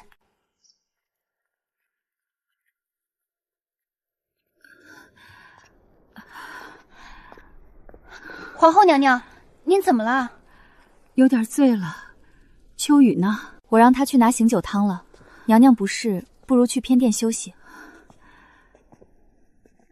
上一世你纵容女儿害我，这一世你自己尝尝这滋味。青雀，我们走，去见陛下。站住！我刚从父皇那儿回来，九皇叔醒了。是，所以你别冒犯我，不然你九皇叔不会饶你。听你这意思，九皇叔很喜欢你。他若喜欢你，今日为何不陪你来？王爷有要事在身。蠢，他根本不喜欢你，他早有心上人，怎么可能是你？你在宫门口欺负人，他知道了只会嫌你恶。我和王爷的事，轮不到你一个小辈管。让开，我要见陛下。你嫁我九皇叔，又和裴朝勾搭，还在王府藏男人，九皇叔知道了绝不会放过你。你藏个像我的男人在王府，是后悔嫁给九皇叔，没嫁给我吧？你是不是很后悔？谢景初，你是上次发高烧把脑子烧坏了吧？怎么，我说错了？你错得离谱。若我心里有你，见到像你的人，该学汉武帝金屋藏娇，为何让他去马铲屎？我仰慕靖王，嫁他是深思熟虑，从不是赌气。我不会梦见你，甚至不会想到你。今日是生辰宴，别说这么倒胃口的话。我倒想问你，总问我后不后悔，是不是你后悔了？太子殿下，你该不会喜欢我吧？胡说八道！我看见你就厌烦。你们两个在这儿做什么？父皇，燕燕，你可是身子不适？他没有不舒服。朕问的是燕燕，你抢什么打？回陛下，被太子殿下推了一把，后背撞得疼。景初推你，为何？太子拦下我，质问我嫁敬真后不后悔。我说不后悔，他便生气推了我。真有此事？你说，若敢偏袒，朕饶不了你。回陛下，太子殿下的确推了靖王妃。谢景初，她是你九皇婶儿。你身为太子，满口荒唐言，成何体统？是朕交管不严，你多见谅。后辈伤势如何？要不要传太医？多谢陛下，伤不碍事，只是有另一件要紧事要禀报。你讲。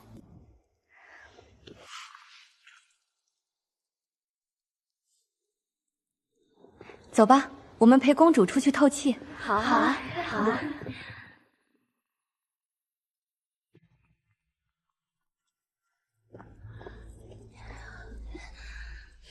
是谁敢在此偷情？公主，您快看！父皇，你这贱人，嫁给我九皇叔还勾引父皇！韩仪，父皇，你对得起母后吗？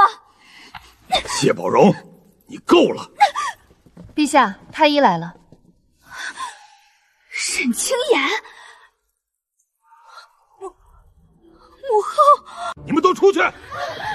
陛下，让太医为娘娘施针吧。究竟怎么回事？都是沈清言害的我。你说是靖王妃害你？陛下，一切是我的错。今日是公主生辰，别扫了兴。此事与你无关，这孩子被宠坏了，今日必须教训。你若没算计，怎知道殿内是靖王妃？分明是你给靖王妃下药，妄图陷害她。陛下，五公主是无心之失，想必已知错。我也是靖王妃，公主该叫我一声婶婶。今日之事便算了吧。你少装作好人，我知道是你害我。你谢宝荣，与你计较你还得寸进尺，还说没有？把人带起来。陛下，臣妾无碍，是我管教不严，还请陛下责罚。与你无关，都是谢宝荣胆大妄为。安姨还是孩子，心地善良，怎会做这种事？定是底下人图谋不轨，栽赃陷害。是奴婢的错。陛下，您看，是这宫女陷害王妃，不慎让臣妾误服了酒。弟妹，你也不希望靖王知道此事，影响他与陛下兄弟情分吧？皇后娘娘，这是欺负我家夫人啊！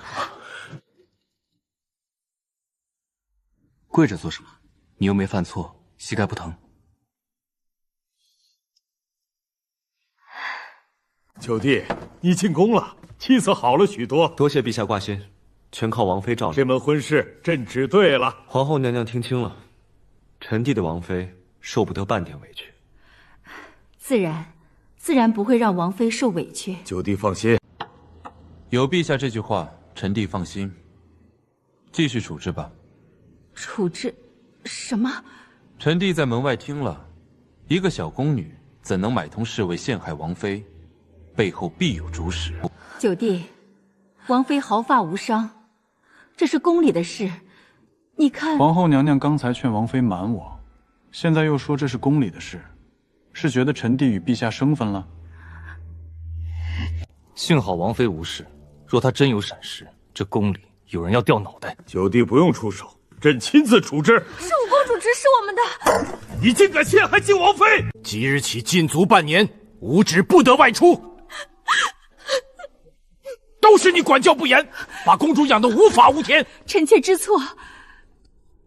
舒服了。谢谢王爷。你受伤了？我没有。你的白玉耳坠碎了半边，谁伤的你？没什么。长这么大了还不知道叫人。九皇叔，还有九皇神，你来这里做什么？近路过没人，大家都在好奇发生了什么。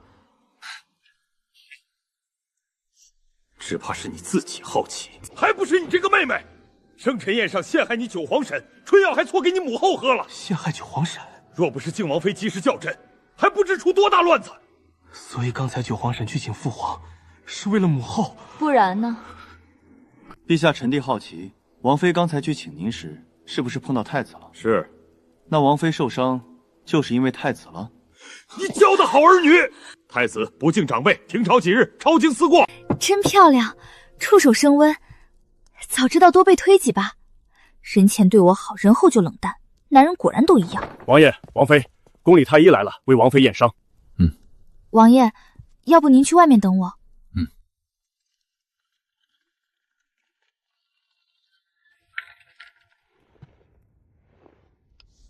和离后，这就是我的银子，够我衣食无忧。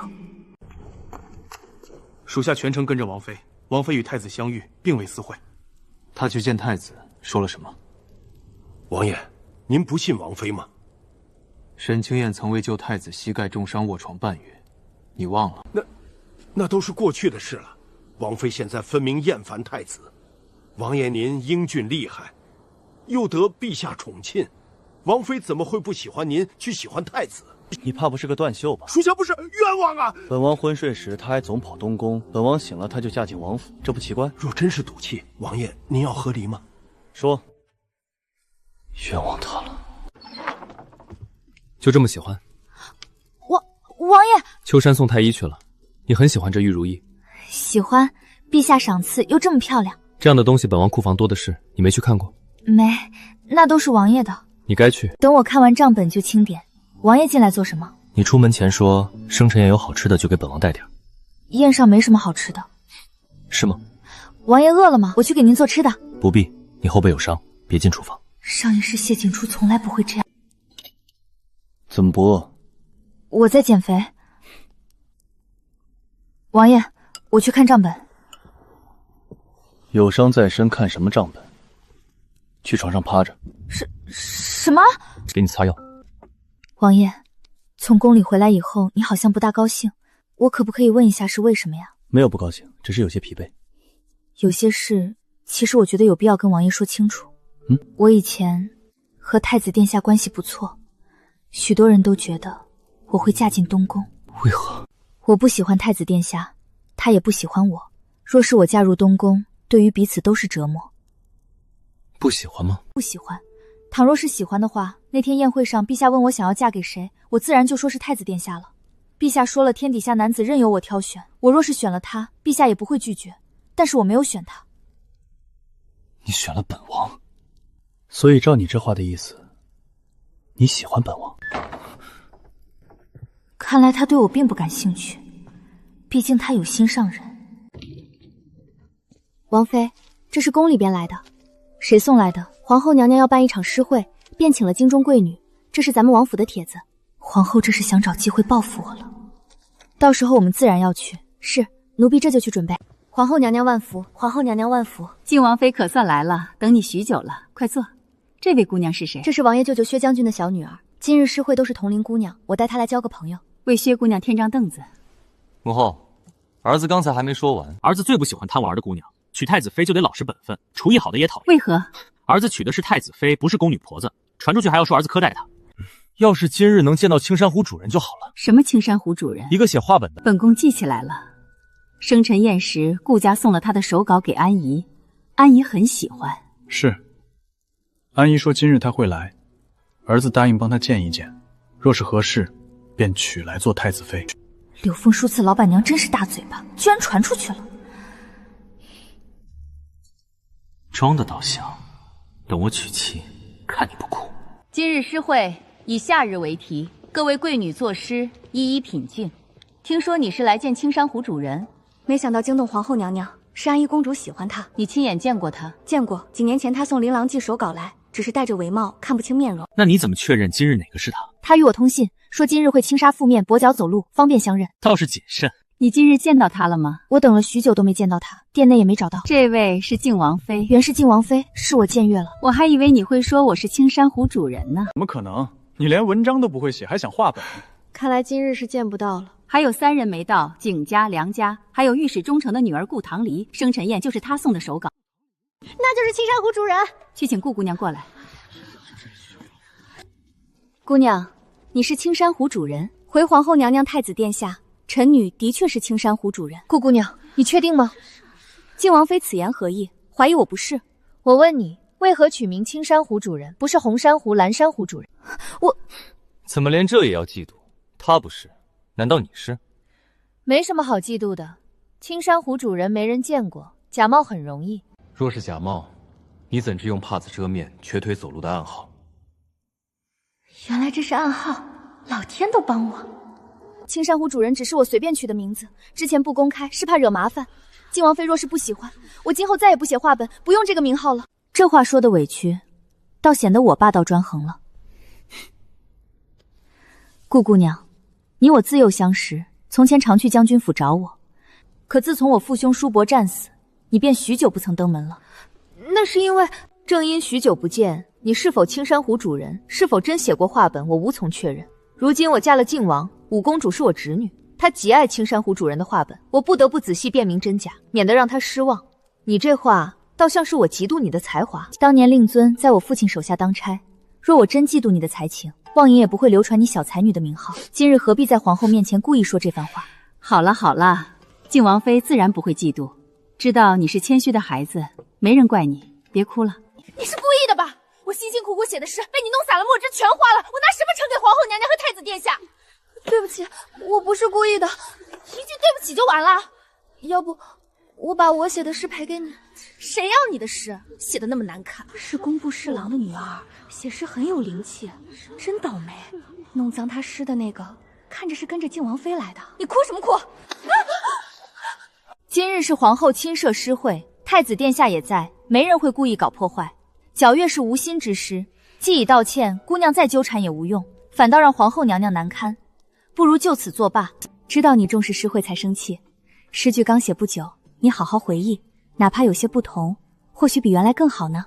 多谢王妃吉言。皇后娘娘，臣女想去更衣。准。你跟我一起。是。今日这事儿是你母亲教你的？我不知道，我不试试王妃在说什么。这事儿开了头就不会结束。今日你听你母亲的安排，往后她定会提更多要求。我只帮这一次，你若不坦白，今后我只能袖手旁观。我母亲说我没文采，写的诗会被太子殿下笑话。所以你故意弄洒了她的墨汁。你母亲是想让你嫁进东宫吧？你自己是怎么想的？我只会绣花，哪敢妄想嫁进东宫？可我母亲说，若不听她的，就要和我断绝母女关系。我实在没办法。你若说的都是肺腑之言，回去我帮你询门何氏亲事。出嫁后离开你母亲身边，她便再也管不了你。您真会帮我，说到做到。我回去就做虎头帽，等王妃您的孩子出生了戴。我的孩子。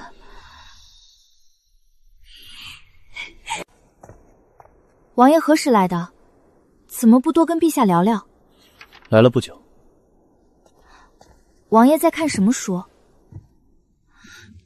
这是我写的《琳琅记》，是个画本，青山湖主人写的，皇兄送我的。皇帝也看这个？我平日不看画本，皇兄给的，随便翻翻。诗会如何？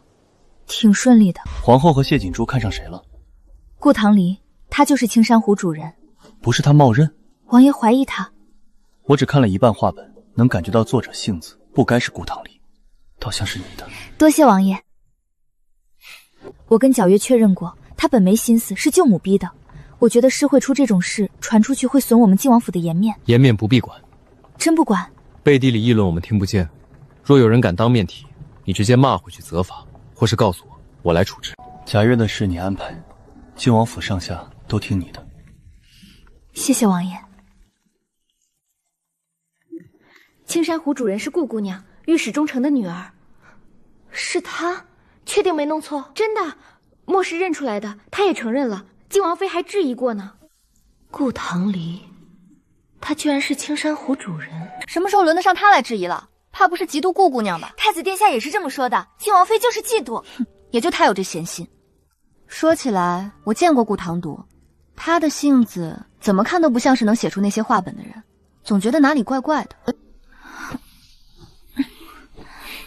这丫头。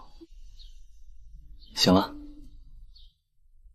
王爷，你好像不太习惯我。怎么会？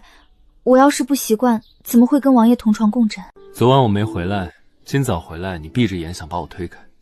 还有几天前，我深夜回府，你早就睡熟了，睡得还很香。我没怪你，只是我们既然是夫妻，该尽快习惯彼此。我知道了。你说什么？我说我知道了，以后我会等你，也不会把你推开了。好。王爷忙了一整夜，要不再睡会儿？你也一起。我们要习惯彼此。王妃，隔壁院子的人来了，薛姑娘和周舅母都来了，让他们去偏厅等我。是。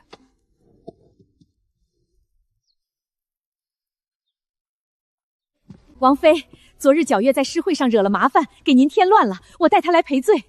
周舅母倒是懂事，皎月年纪大了，想嫁人了，看见太子殿下那般英俊，难免动了心思，就是法子用的不对。太子殿下是王爷的侄子，皎月是王爷的表妹，也算门当户对，不如亲上加亲。王妃您和皇后是妯娌，不如进宫帮着说说。王妃事务繁多，哪有功夫管你女儿的婚事？我们主子说话，轮得到你一个奴才插嘴？金雀是我从将军府带来的陪嫁，你骂他，就是打我，打将军府的脸。王妃误会了，我没有。你们回去吧，我今日事情多，恕不奉陪。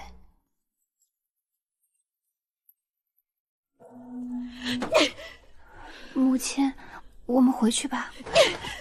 母亲，我们回去吧，在这里等着也没用。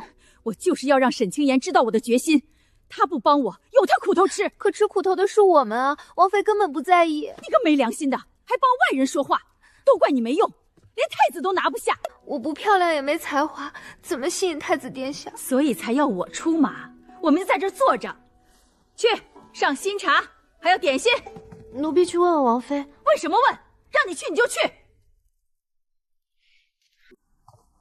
王妃，周舅母还没走，要奴婢上茶和点心。脸皮真厚。王妃，我把他们赶出去吧。她是王爷的舅母，赶出去太难看，传出去还要说我不敬长辈。那怎么办？让他们坐着，要茶要点心，就好好伺候着。青雀，你去让小厨房做些早饭来。王妃饿了？不是我，是王爷，他快醒了，该饿了。奴婢这就去。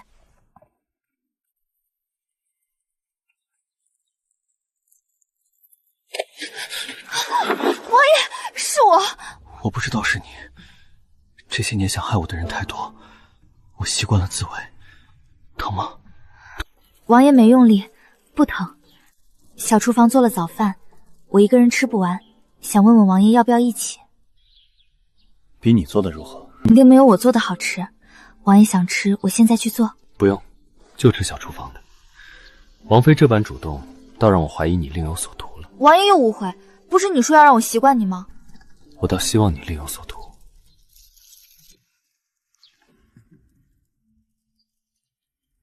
王妃，周舅母和薛姑娘在片厅要了茶水和点心。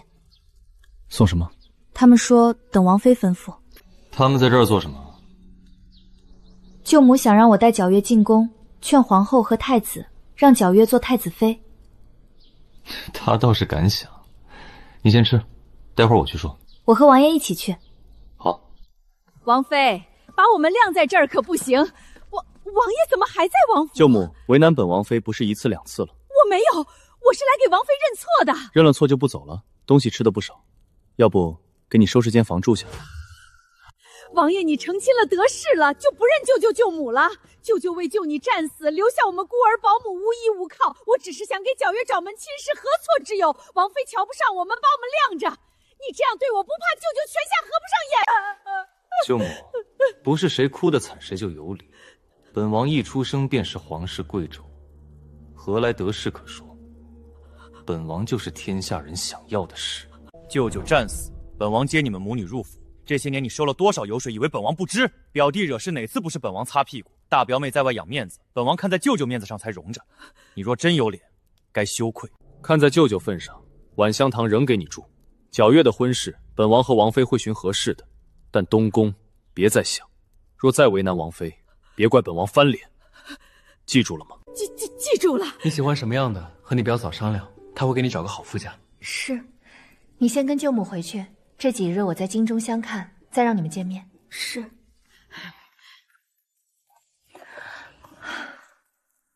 王爷居然没对舅母心软，还这么护着我。王爷要不要再睡会儿？不睡了，怕夜里失眠。我去书房看书。好。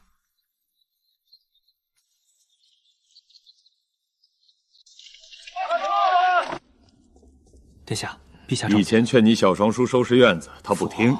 如今给沈清言弄梳妆间、衣帽间，还种树种菜，成亲果然不一样。小双叔对沈清言竟这么上心。当年你和燕燕青梅竹马，朕还以为她会是朕的儿媳。要是那样，现在为她收拾院子的就是你了。儿臣不知，或许沈姑娘是仰慕小皇叔的英勇事迹吧。也是，不管怎样，只要燕燕幸福，朕就对得起沈家满门了。你也老大不小了，诗会上那么多姑娘，就没一个喜欢的？回父皇，御史中丞的女儿顾姑娘貌美有才华，没想到顾中能教出这样有才情的女儿。你们多相处相处，合适的话就把婚事定了。这会不会太快了？你年纪不小了，顾家门第不低，他能帮你打理东宫，你也能专心政事，朕才能放心把天下交给你。是，儿臣听父皇的。这才对。你先回去吧，朕让人去顾家传旨。顾大人，这是东宫送来的帖子。这是东宫送来的，给我堂提的。以前沈家总炫耀沈清言跟太子亲近，现在风水轮流转，我女儿要嫁进东宫了。八字还没一撇，别出去胡说，败坏我官声。你懂什么？我这是为女儿好，沈清言哪比得上堂提？娘带你去买新衣裳，不过你有点胖，今晚开始别吃饭，只喝水，撑到游船那天清瘦点，太子才喜欢。什么都不能吃吗？你这是要饿死女儿！饿几顿死不了，为了太子，这点苦都不能吃。爹，没事的，饿一两顿没关系。娘，我一定努力，让太子殿下非我不可。我不比沈清燕差，这才是我的好女儿。王爷，后天我们去哪里祭奠薛将军？在城东蒙湖边上的山林，那边埋着很多阵亡将士。祭奠完，我们可以去蒙湖游船。上一世我和谢景初去蒙湖，被他当众责备，不知道这一世顾家人还去不去？在想什么？不想去吗？没有，我们去吧。对了，问问皎月去不去，毕竟是他父亲。王妃，周舅母以为是给薛姑娘找了人家，有点失望，但薛姑娘答应去了。你明天出去打听下，顾家后天要不要去蒙湖？是。王妃，顾家要去，是太子殿下邀约游船，顾姑娘还去买了新衣裳。顾御史怕她饿出问题，让顾公子也跟着去。王妃，您怎么这么关心顾家？我哪能未卜先知，就是问问而已。他好像格外关注顾家的事。以前顾家跟着沈家，顾姑娘和王妃从小一起长大，或许是心有灵犀。罢了，只要顾家老实，不惹燕燕不痛快就好。不用穿这么素，舅舅不会介意。那边还有很多阵亡将士，穿素点是尊重。王爷觉得不好看吗？好看，王妃穿什么都好看。谢谢你，王爷。王妃，薛姑娘已经在院门外等着了。你怎么不进来？外边多热。不早，不热的。快上车吧，太阳越来越大了。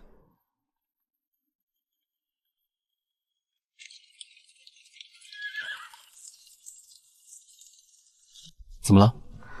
我在想，皎月和她姐姐薛焕熙性格差太多了。皎月在舅舅身边长大，薛焕熙跟着舅母。怪不得，皎月小时候就这么乖吗？小时候活泼些，舅舅过世后，跟着舅母就变成这样了。你小时候也很活泼。王爷，你见过我小时候？见过几次，你不记得？不记得。大概是因为你的眼里心里只有太子吧。刚说的话，你别往心里去。王爷说的是哪个小时候？10岁出头，12、13岁那时候。那时候啊，在将军府能吃婶婶妈做的点心，回外祖家上山打猎。倒是我忘了，那时候的你是望京最耀眼的姑娘，哪里会记得我们这些人？不好意思啊，王爷。不必道歉。要是实在过意不去，今天游船的时候就好好玩一场。好，想要是谢渊没有心上人，做他的靖王妃一生平安喜乐也挺好。可惜没有如果。跟你说说薛将军吧，你父兄都是武将，应该听过他。听过，薛征将军出了名的仁善仗义，和属下关系极好。我还听说他说过，若是战死，要和战友们葬在一起。他唯一让人叹息的就是和周舅母的婚事，双方父母定的，没什么感情。当年淑贤皇太后刚入宫不起眼，薛将军官职也不高，周舅母总埋怨他。可后来太后生下陛下，薛家地位按理说该水涨船起才对。理当如此，但那时候宫里皇子多，陛下是南山生下来的，平日里病恹恹，不受先皇宠。原来是这样。陛下也知情，小时候周舅继母进宫，背地里跟侍女嘀咕，说陛下是病秧子，没什么出息，还知道拼死生他有什么用。怪不得周舅母从不提和陛下的关系，原来是曾经得罪过陛下。我本不喜欢这个舅母，但舅舅是为我而死，留下3个孩子，我狠不下心。没关系的，薛焕欣已经嫁人，等薛皎月出嫁，薛穗芳娶妻，让她出去另住。周舅母是她母亲，自然要跟着她，也不会惹人笑话。就算她非要住王府，就把晚香堂给她，每月费点钱财。王府大，也见不着，不会心烦。我脸上有东西吗？没有。到了。一起去蒙湖边上吃点东西。我出来的时候吃过了，还不饿。王爷、王妃去吧，我想在这儿多陪爹爹。也好，你们留下来，照看皎月姑娘的安危。是。爹爹，我住在靖王府，一切都好，娘、哥哥、姐姐也都好。表兄成亲了，娶的是将军府沈家的姑娘。表嫂心地善良，她说会给我找合适的人家。在想什么？我一定要给皎月找个好人家。为什么？薛将军对王爷有救命之恩，安排好他的婚事，能告慰薛将军，旁人也会说王爷的好话。什么样的才算好人家？门当户对最好，但人品和性格才最要紧。出身高却自私冷漠，嫁过去也是吃苦；出身低些但心地善良，日子反而好过。当然也得皎月自己喜欢。怎么了？蒙湖今日来了贵人，整个场地都被包下了，其他宾客一概不接待，你们还是回去吧。应该是谢景初，上一世他没为我包蒙湖，这次倒是为顾唐林做到这份上，他们才是天生一对。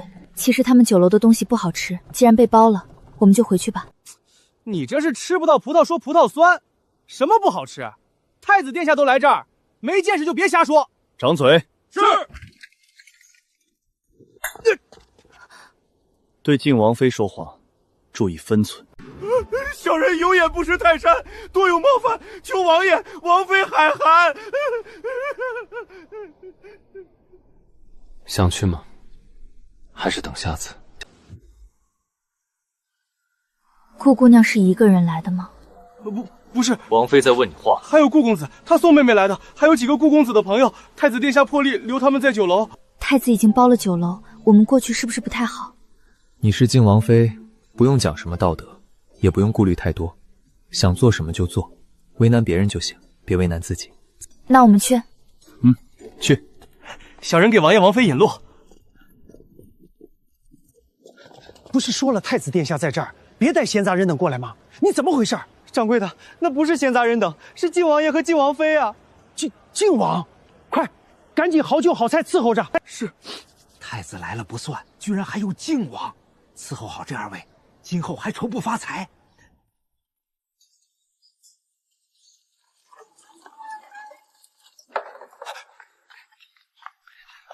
顾公子，你猜我刚才看见谁了？这儿都清场了，还能看见谁？别打搅我。我看见沈清燕了。哎呀，沈家妹妹该不会是听说太子殿下在这儿特意跟过来的吧？太子殿下特意清场，就是怕外人打扰。想必是沈家妹妹动用了靖王妃的身份，小厮才拦不住。沈清燕来这儿做什么？会不会过来找我？太子殿下，要不我带2个人把沈家姑娘请走吧，不耽误你和唐涛。你平日沈家姑娘见了我，也得喊一声哥哥，我去说，她会听的。别去了。为何？太子殿下该不会是舍不得沈家姑娘伤心吧？你胡说什么？太子殿下又不喜欢那沈清燕，怎么可能舍不得？她伤不伤心跟姑没关系，只是她嫁了靖王，若是受了委屈，必定去跟靖王告状。姑不想让九皇叔不高兴。原来是这样，太子殿下考虑的周全。对，是我胡说八道。是啊，靖王与殿下是叔侄，关系最是要好。他日殿下荣登大报，靖王还要尽心辅佐呢。可女子善妒，要是因为外人坏了叔侄情分，就太不值了。所以说娶妻太要紧了，娶沈清安那样的，迟早家宅不宁。还是我家妹子好，温柔贤惠，最能持家旺夫。可沈清安嫁给靖王是陛下指婚啊，这么说，陛下岂不是害了靖王？休得胡言！好了，不提那些，吃我们的。酒菜怎么这么慢？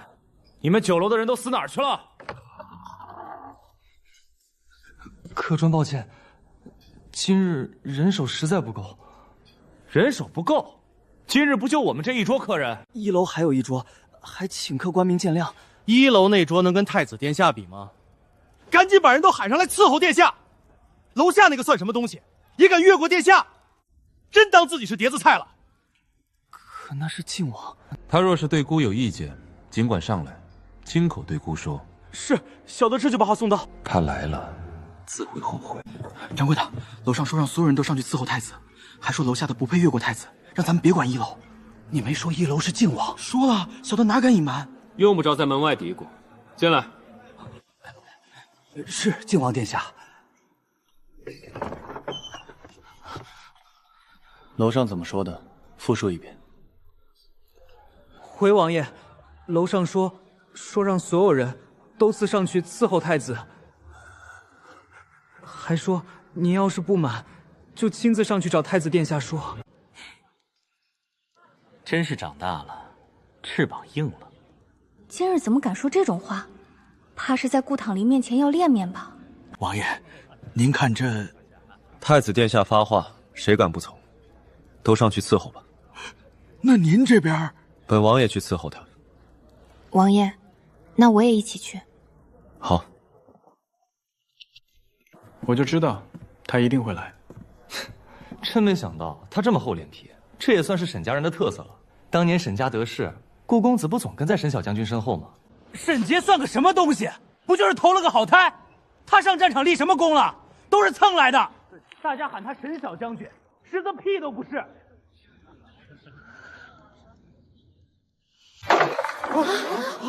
哟，沈家妹妹，这么巧，你也……沈家妹妹，你干什么？太子殿下还在这儿，你这是打太子的脸啊！沈清言，你太没规矩了！我兄长征战沙场，为国战死，顾松长背后诋毁他，太子不训斥，反倒怪我没规矩。当年我祖父不是这么教你的，陛下也不会这么教你。沈清言，你祖父死了，你兄长也死了，你敢打我！住手！靖王，九皇叔，来。不是你说的，让酒楼所有人都伺候你，还说本王不满，就亲自找你。皇叔误会，侄儿绝无此意。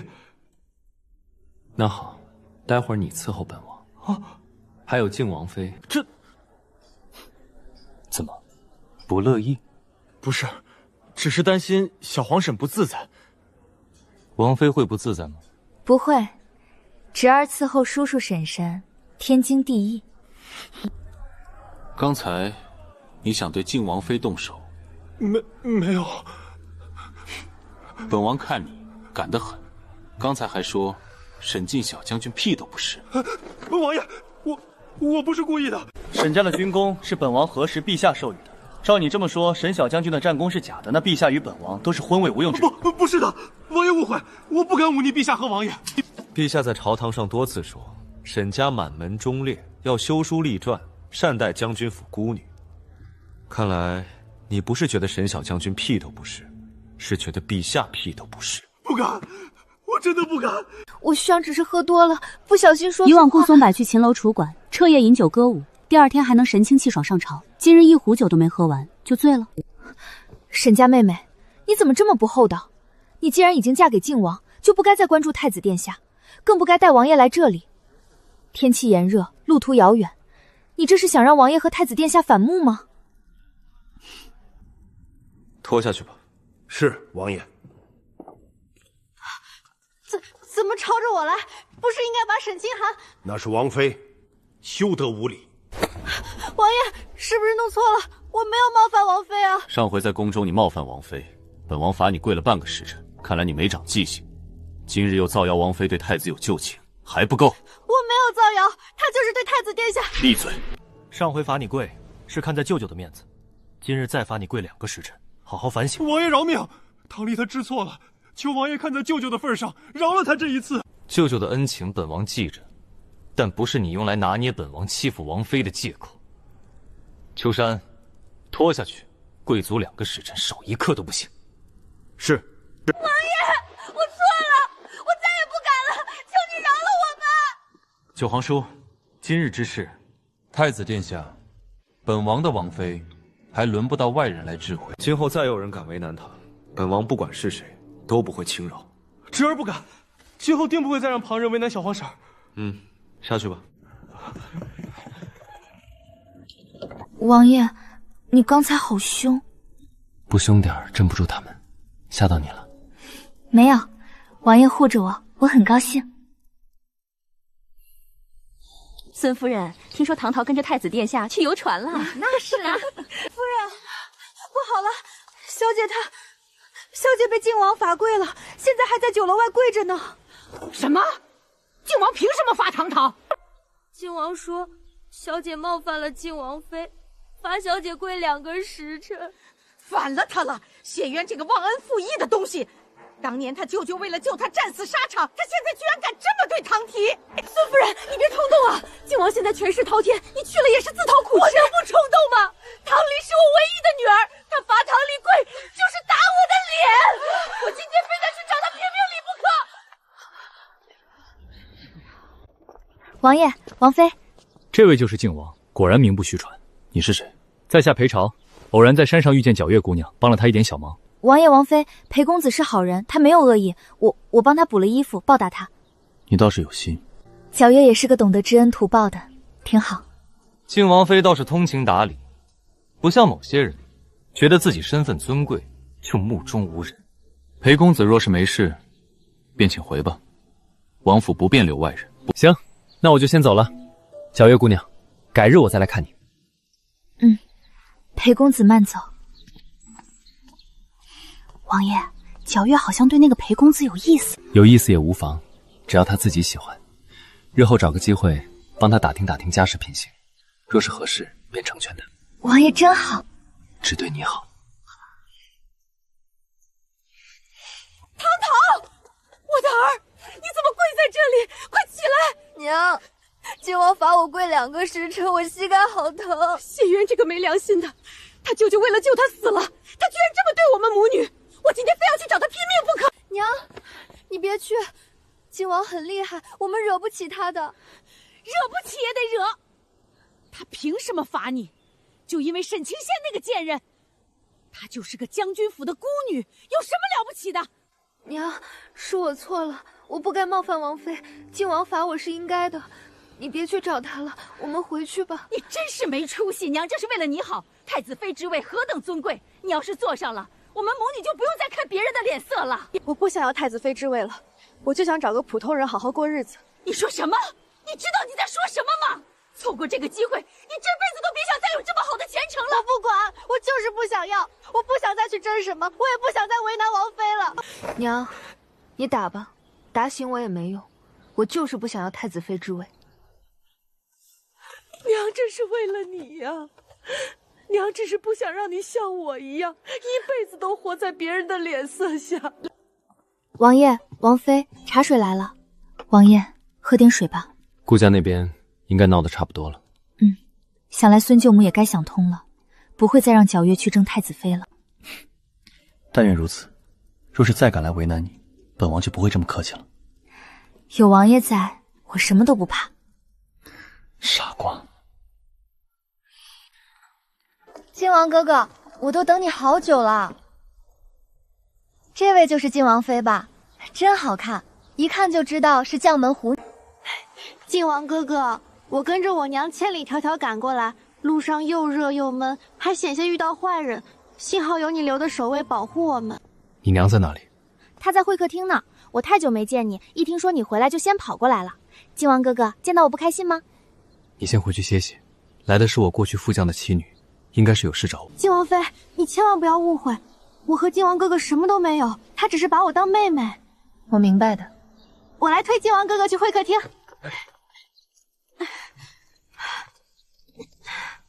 还是麻烦秋山伯了。王妃，您别介意，这位姑娘姓云，她父亲是王爷最早的副将。没记错的话，云副将如今在北狄。正是，当年云副将追敌深入北狄，落入圈套被俘，北狄劝降不成，一直将他软禁。这些年都是王爷在照看云夫人和云姑娘，她年纪小，不懂男女有别，才对王爷亲近了些。我知道，也理解。王爷让奴婢来传话，今晚不回来休息了，叫王妃自行安排。王爷今晚在哪儿休息？王爷要送夫人小姐回去，自然要留宿一夜。这位云姑娘，莫非就是谢渊的心上人？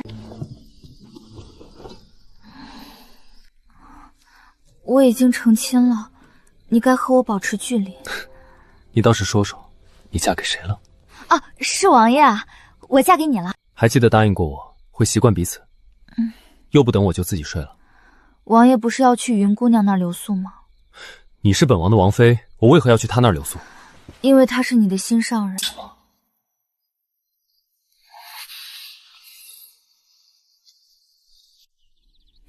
醒了，那就解释解释。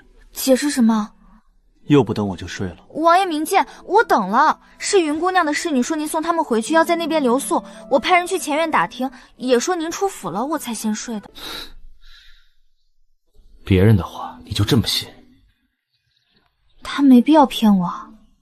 为了抢你的夫君。想知道昨天我们聊了什么吗？你们聊了什么？云副将的夫人也姓沈，此次来务景，一是带回了云副将的家书，二是想为他侄儿娶妻。云副将在北狄看管严明，怎么会寄回家书？所以沈夫人拿不定主意，来找我商议。我昨夜为此事特意进宫禀报陛下，回来的才晚了，并没有要在外留宿的意思。北狄王心机深沉，这家书定然不简单，及时告知陛下是对的。我还有个重点没说。对了，沈夫人的侄儿要娶妻，皎月正好也待嫁，让他们见一面再好不过。王妃，这是沈夫人送来的信，原来是问我要不要一起去赏莲。王妃不愿意去吗？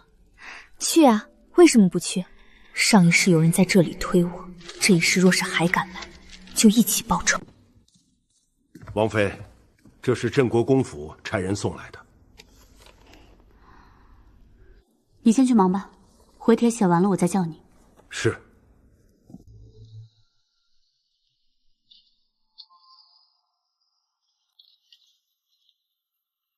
王爷，沈夫人信里和你说了什么？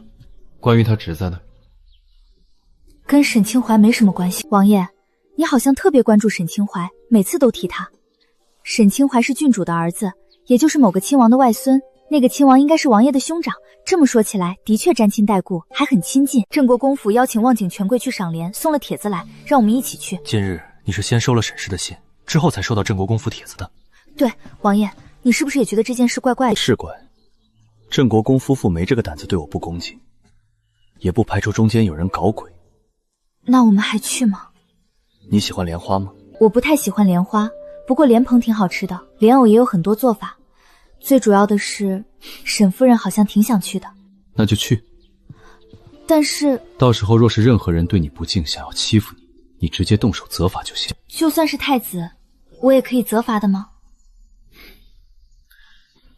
只要你想就可以。我担心我掌握不好力度，惹出任何事都只管派人找我，我给你兜底。即便是杀了人，也尽管算在我谢渊头上。谢渊的心上人一定很幸福吧？今日君营有事，我要先过去一趟。王爷尽管去忙，我去镇国公府，沈夫人也一起，我们结伴也有话说。忙完了，我就去镇国公府找你。不想让我去打扰你和沈夫人？怎么会？我还以为王爷太忙赶不过来呢。再忙我也过去。好吧，这样就不能和沈夫人多说话了。怎么了，王妃？我还以为周舅母会过来，以她的性子，肯定会让我带着薛教月去镇国公府。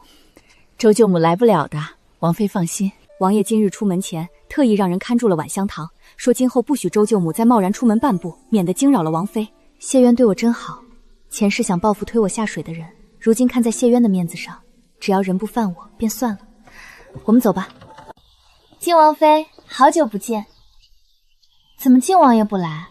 还以为王爷真的疼惜王妃，无论去哪儿都要跟着呢。王妃这是要走，怎么不多留一会儿？你是被王爷罚跪上瘾了？王爷不来没事儿，你要是想跪，我也可以罚你。我只是觉得王爷对王妃不够关心，要是今天出了什么事，可怎么办？你们在做什么？太子殿下，是我说错了话，不该问王妃为什么王爷不来，可我也不知道这话会让王妃不高兴。九皇叔不来，便是不想陪你，多半是你做错了事，惹他不高兴。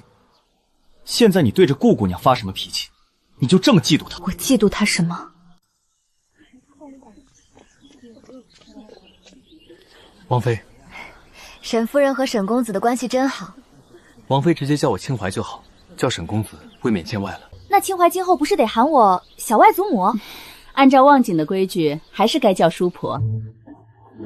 如今母亲不在了，再也没人教我这些了。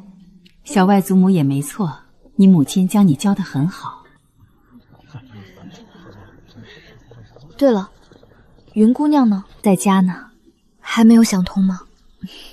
见过靖王妃，真是阴魂不散，不过也在预料之中。你们怎么还不快行礼？如今这位可是靖王妃，尊贵的很呢。顾姑娘何必羡慕呢？等你今后成了太子妃，不也一样尊贵？只怕到时候这些姐妹的夫家都要求你多多提携呢。彩礼，那是彩礼吗？看着是。上一世也是这般惊呼，之后我被人推下了莲池。我去许个愿，希望女儿能放进王爷，不要再做不切实际的妄想。我去看看彩礼，你不去吗？暂时不去，我要等鱼儿主动要购。好吧，你在这儿等我。你陪着你姑母一起去啊？还是说不放心你叔婆？王妃不去看看吗？我让是王妃，便会去许愿，希望靖王爷尽快忘了那个心上人。不然他若是回来了，偌大的靖王府，只怕没有王妃你的容身之处。王妃，你就陪我去看一看彩礼吧。太子喜欢我，婚事必定顺利，只要把沈清言骗到池边就行。难道他看出什么了？小公爷，你们家莲池里养了彩礼？应该是养了一堆，但我们好几年也不曾见过一次。王妃也想去看。这不是顾姑娘想去看？顾姑娘也相信彩礼。是啊，顾姑娘实在很想我陪她去，那便去吧。还好裴朝没有跟过来，不会扰乱我的计划。王妃，你能看到吗？3、2、1。上一世我落水后，他也是这样站在岸边，嘴上喊着救人，脸上却满是幸灾乐祸。后来他也承认是故意推我的，还说要我感谢他，让我看清谢景初的真面目。现在我倒要看看他怕落水了，谢景初会不会心疼？有人落水了！顾唐离倒真有几分本事。是你推我上一世我下水的落水后只会狼狈发抖，连指认的勇气都没有。顾姑娘，说话要讲凭据。你如何断定是靖王妃推你？当时我身边只有他，没有其他人，除了他还会是谁？王妃，我知道你讨厌我，你平日里责备我，仗着身份处罚我，我都能忍。可你怎么能狠心到这种地步，居然想要我的命？你知道我不会水，掉进去一定会死的。这也太狠心了，怪不得都说我若是想要的性命，有千万种办法，何必在众目睽睽之下带你去水边再推你下去？若是被人看见，我必定逃不脱杀人的罪责。即便没被人看见，众人也会怀疑我。更何况是你自己要去水边，我原本并不想过去，说我蓄意害你。这话我也可以作证。上一世我落水时，裴超就在附近，今日我故意拖延，就是等他走近。原本觉得他可怜，想奖励给他，可他刚才说的话实在不配。刚才是顾姑娘哀求靖王妃一起去水边的。这么说来，根本不可能是靖王妃害人，是她自己不小心掉下去的吧？还怪到别人头上。可也有可能是你看见我在水边，趁机想要我的命。分明是你记恨我，故意跳进水里，想让我被千夫所指吧？我怎么会记恨你？你会，因为你以前总跟在我屁股后面，内心自卑；也因为你被靖王爷罚跪了2次，不敢报复王爷，便迁怒于我。不好了，国公爷，有人落水了！是不是沈清剑？不是，落水的是顾家姑娘。怎么会是她？顾姑娘落水，事关重大，太子殿下一起去看看。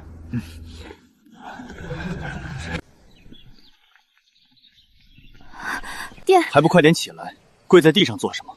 不怕丢人现眼？不对吧？他不该是心疼我的吗？你们几个，快去扶顾姑娘起来！殿下，刚才是靖王妃推。闭嘴！快带着顾姑娘去西院更衣。明明我去推了他，为什么会被躲开？他明明喜欢我，为什么对我如此冷漠？都怪他！诸位，一点小变故，诸位勿怪。我在凉亭下备了瓜果吃食，大家尽管品尝。今日之事，没有惊扰王妃吧？我没什么大碍，国公爷挂心了。不知今日王爷可要赏脸前来？王爷对我说过，忙完便会过来，估摸着这时候也该到了。那请王妃移步凉亭就坐。你姑母说是去看彩礼，也不知道看到哪儿去了，怎么都不见他人？小皇婶这样，只怕是对不起九皇叔吧？你这话什么意思？皇叔有事不陪你，你便耐不住寂寞，要找个年轻男子陪着了。你是自己心脏，所以看什么都脏。太子殿下不要胡言乱语，我是跟着我姑母来的，姑母与靖王妃关系亲近，我们才会在此。是吗？从刚才起我就注意他了，站在他身边，外形登对，眼神也不清白。过去我说他一堆毛病，不会有男人喜欢，可他不仅嫁了九皇叔，现在又有个沈清海，我真是不爽极了。是不是也不关你的事？这世上只有叔叔婶婶教训侄儿的份儿，没听说侄儿教婶婶做事的。太子殿下有闲心，不如去看看顾姑娘，那是你未来的太子妃，为了看彩铃卧水，颜面尽失，事后还污蔑是我推的。是你推他下水？都说了不是，他说我是我就是，那我还说是王爷指使我推的呢。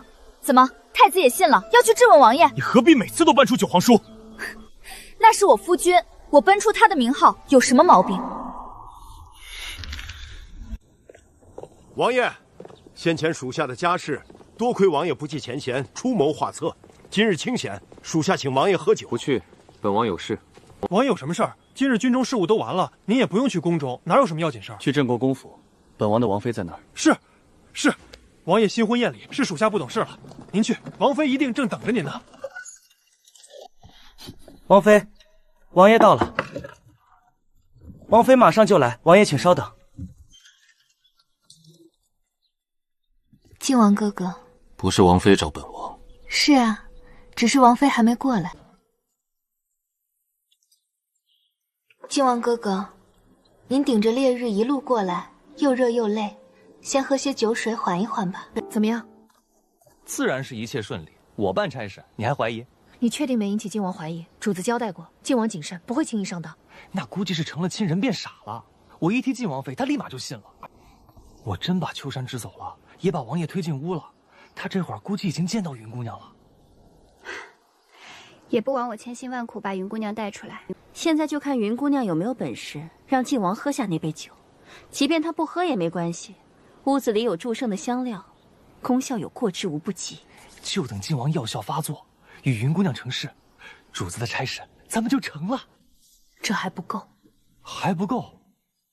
光让靖王宠幸云姑娘还不够。主子说了，靖王权势滔天，事后若不肯承认，也有可能。那可如何是好？哼，咱们办完差事就走，你何必出去抛头露面？若是被记住长相，今后牵扯到主子引人捉奸这事，我有更好人选。那儿，御史中丞的女儿顾唐离也是未来太子妃，她和靖王妃关系密切，让她去引人捉奸，再合适不过。是啊，她刚被靖王妃推下水，若得知靖王宠幸别的女人，必定会把事情闹大。最好人尽皆知，让靖王妃颜面尽失，伤心难过。没错，这才是主子想要的结果。是谁帮你偷跑出来的？靖王哥哥这是在说什么呀？我是跟着娘亲出的门，正好在镇国公府遇上了王妃，没有人帮我。你娘亲不会带你出门。靖王哥哥，你别问那些了。这香料的味道，难道你没有闻到吗？香料的气味会让你浑身乏力。靖王哥哥，我提前服用了解药，不会受影响。可你本就行动不便，闻了这香料，更是任由我摆布。云角，你远不如你父亲聪明。看来，今日你是不会说出幕后主使是谁了。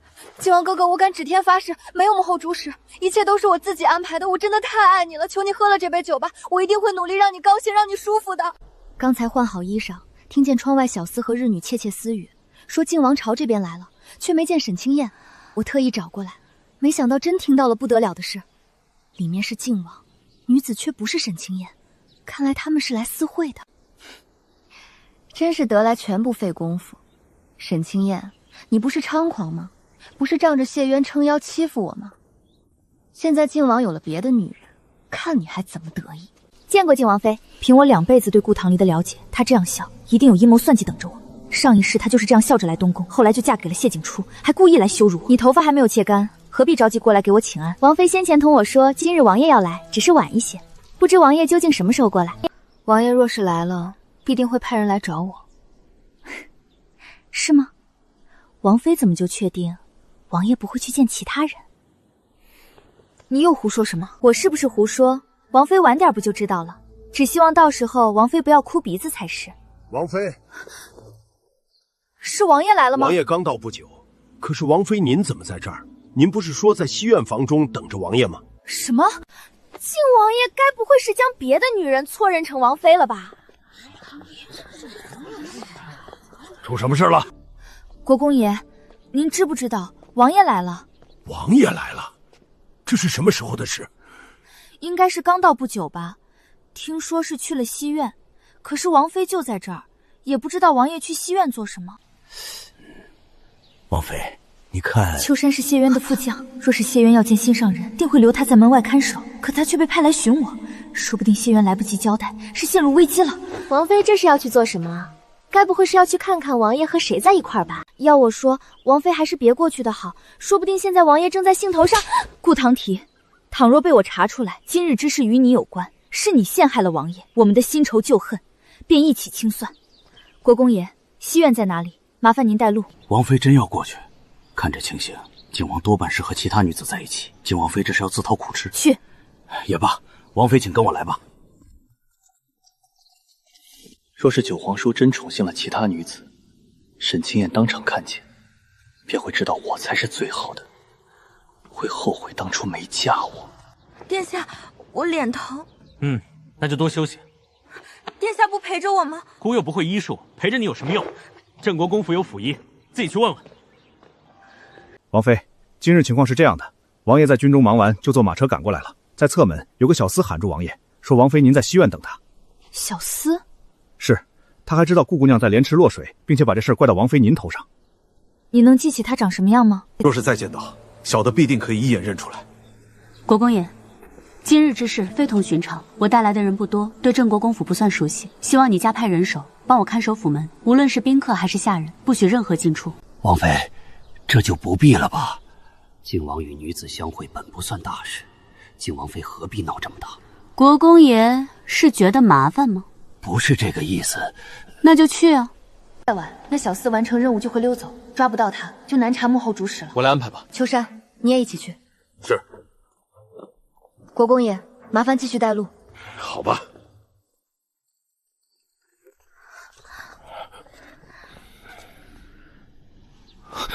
王妃，不可啊！您就这样过去，肯定会惹得王爷不高兴的。王爷为何会因为这种事不高兴？王妃，你父亲沈将军该教过你，天底下男子三妻四妾再寻常不过。别说王爷动了心思，日后你还得给王爷纳妾呢。顾公子说笑了。何况王爷这会儿还未尽兴，你这般横冲直撞过去，惹王爷不快，怕是要好几天不理你。原来他们都以为假山那边的是谢渊，难怪阻拦我。还好我记得谢渊的声音，不会弄错。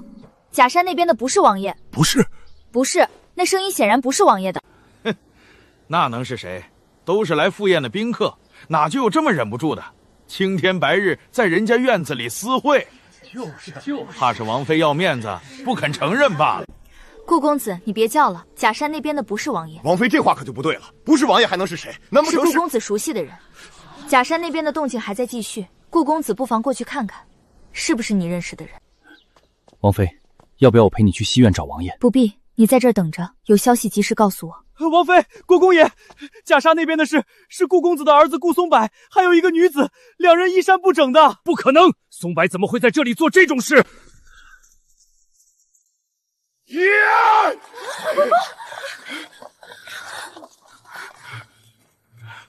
你个不知廉耻的东西，我怎么生了你这么个孽障？顾大人息怒，今日是家宴，别失了分寸。顾大人，方才你说男子三妻四妾寻常，还说我要给王爷纳妾，怎么到了自己儿子身上就这般动怒？我那是……何况顾公子青天白日在国公府私会，失了礼数，丢的可不只是顾家的脸，还有太子殿下的颜面。毕竟顾姑娘可是要做太子妃。国公爷，劳烦你派人将顾公子送回去，好好管教。今日之事就当是个教训。好，王妃放心。王妃，小厮已经去西院找王爷了，应该很快就有消息。好，我们去西院等着。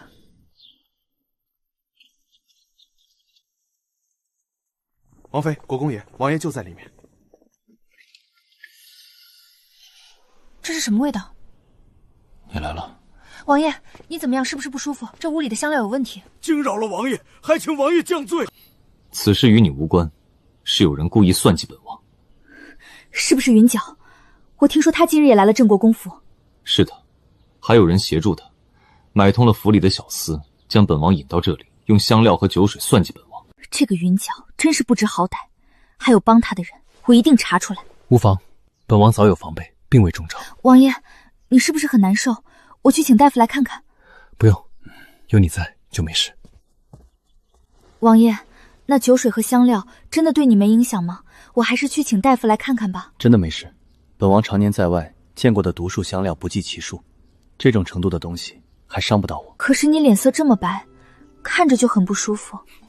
那是被这屋里的气味熏的，还有，看到你担心我的样子，就更觉得没力气了。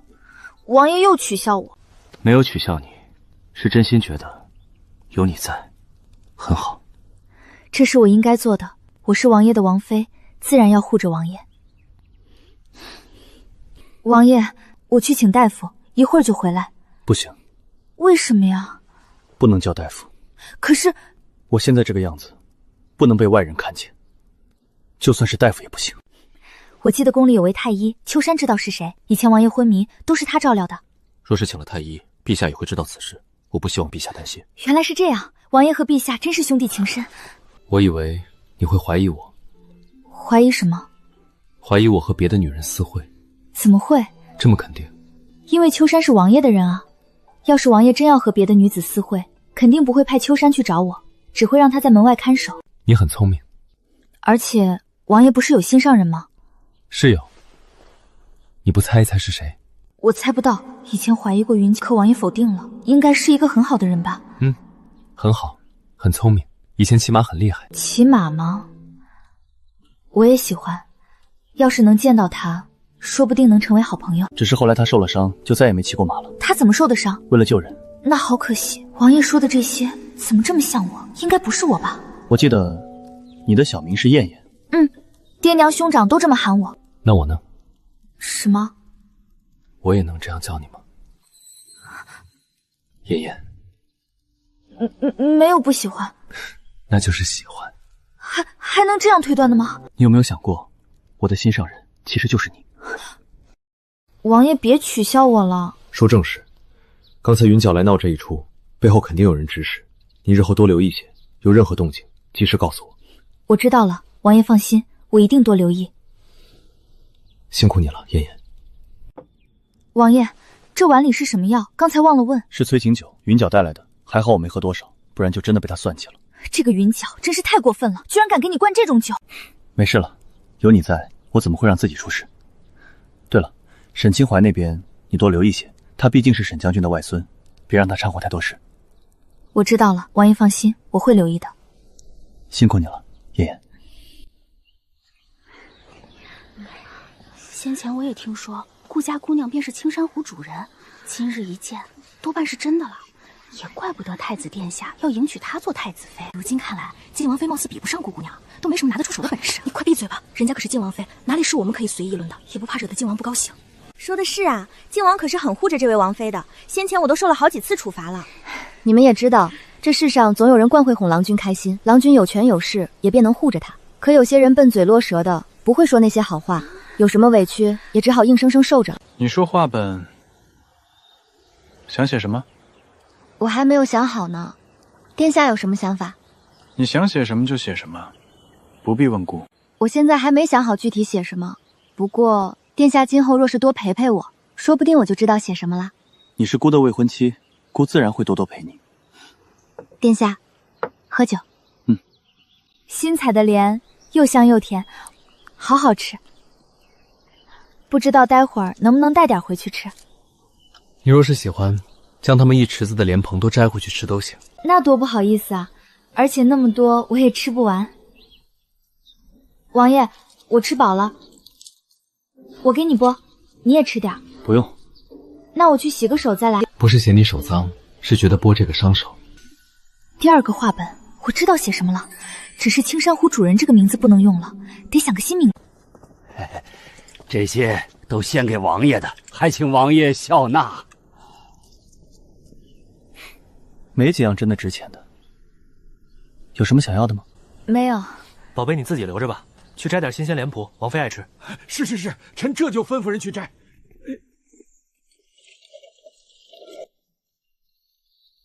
太热了啊，很红，是有点热，还以为你是忧心路途所示呢。我没有。怎么了，王爷？出什么事了？是不是有人刺杀？是，不过都是些杂鱼而已，不用紧张。王爷小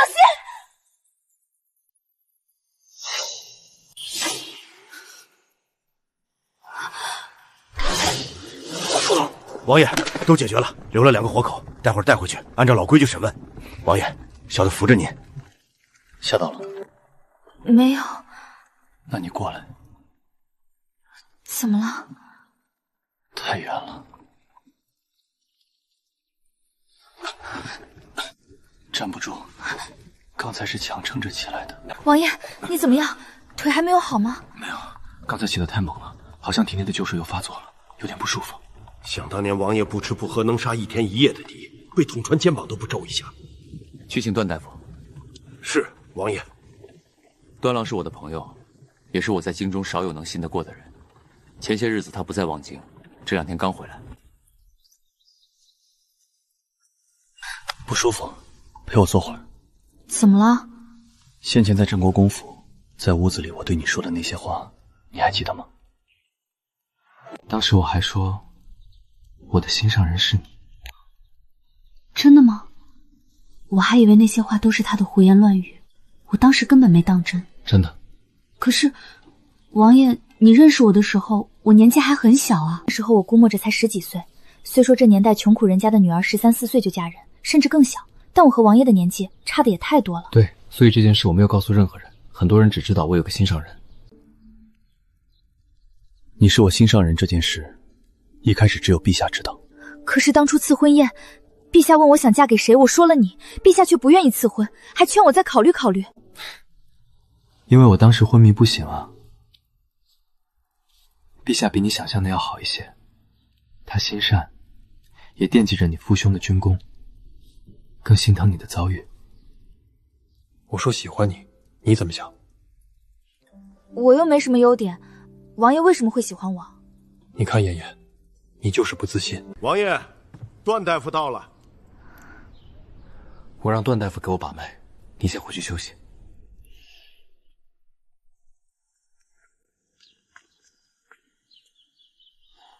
王妃，这大草门不看脸，还以为是个络腮胡壮汉呢。段大夫，劳烦你了，王爷先前被迫饮下了催情酒。一定。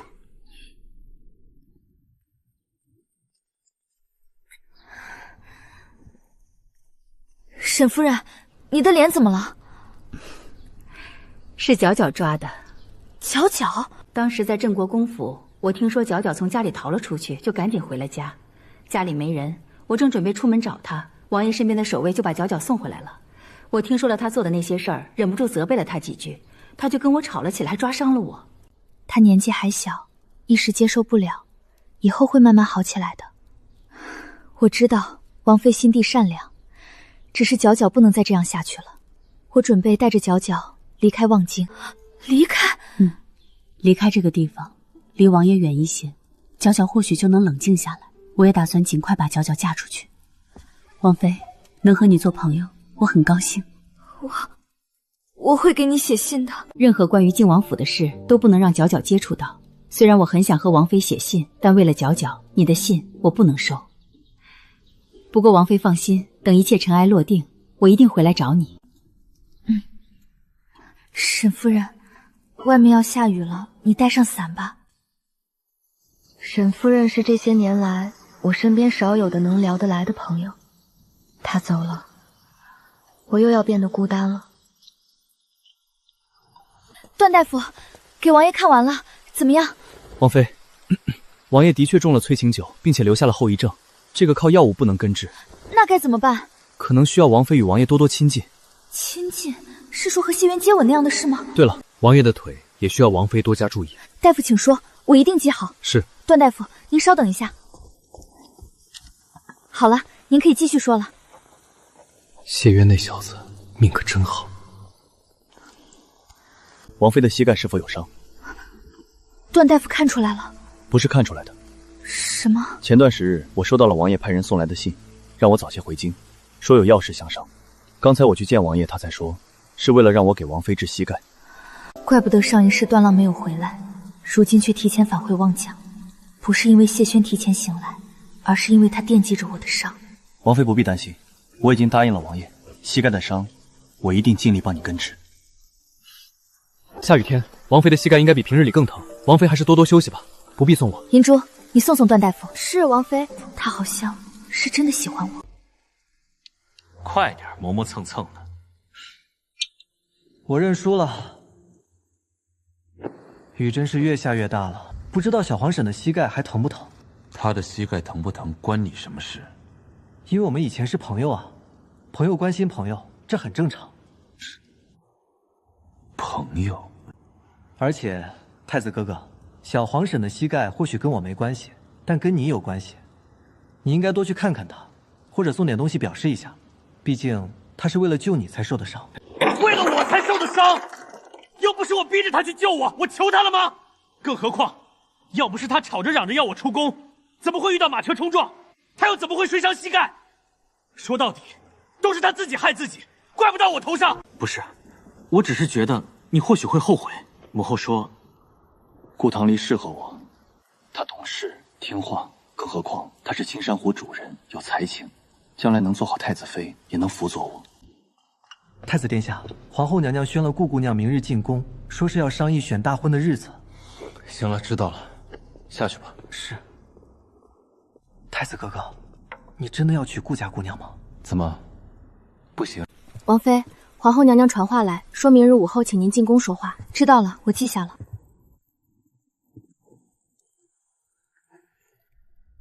疼吗？膝盖疼吗？习惯了，不疼。妍妍，疼就是疼，疼不需要习惯。上一世下雪天膝盖疼得厉害，我跟谢景初说，他却问我为什么不习惯，还说膝盖疼能疼到哪里去。我帮你揉一下。膝盖的疼痛感似乎减轻了许多。他虎口上的疤是怎么来的？从军的人身上都有伤，他在军中多年，身上估计有不少疤痕吧。这个疤是我以前为了救陛下得来的。这样的吗？我的父皇有很多儿子，以前东宫太子是大皇兄，后来大皇兄犯了禁忌被贬，太子之位就一直空着。我和陛下是亲兄弟，我问过他想不想要做太子，他点了头。这件事不知怎么传了出去，被二皇兄知道了。二皇兄野心勃勃，不能容忍有人跟他争太子之位，就安排了杀手。那肯定很疼吧？对，很疼，但也有好处。陛下一直记得我为他挡刀的事。今日我们接上玉玺，陛下已经得知了。他向我许诺，必定彻查到底。可是我觉得右景是天子脚下，敢刺杀王爷，幕后之人的身份肯定不简单。这就够了。陛下说彻查，谁刺杀我，谁教唆云皎陷害我，说到底也不过就那几个人。我的仇家有哪些，我心里清楚。对了，皇后娘娘说明天请我进宫一趟。你要是不想去，直接回绝就好。可是我已经答应了。答应了也能拒绝。这雨估摸着明天还得下，你膝盖本来就疼，跑那么远做什么？靖王府离皇宫很近，我坐马车也不用走。他这么说，估计是有别的心思。明天是不是有什么事？明天皇后还叫了顾堂提进宫，挑他和太子大婚的日子。这有什么关系？那是他们的婚事，又不是我的，见到了也没什么。主要是我和皇后如今算是仇力，她请我进宫，我推辞不去，未免不给陛下面子。更何况自从王爷处处护着我，还给了我私印，不管是顾堂提太子，还是瓮景那些以前看不起我的人，都不敢再小瞧我了。我现在出门，他们都得乖乖给我请安，叫我靖王妃呢。好吧，那就去吧。明天叫于嬷嬷跟着你，凡是有她在，不会出什么事。好。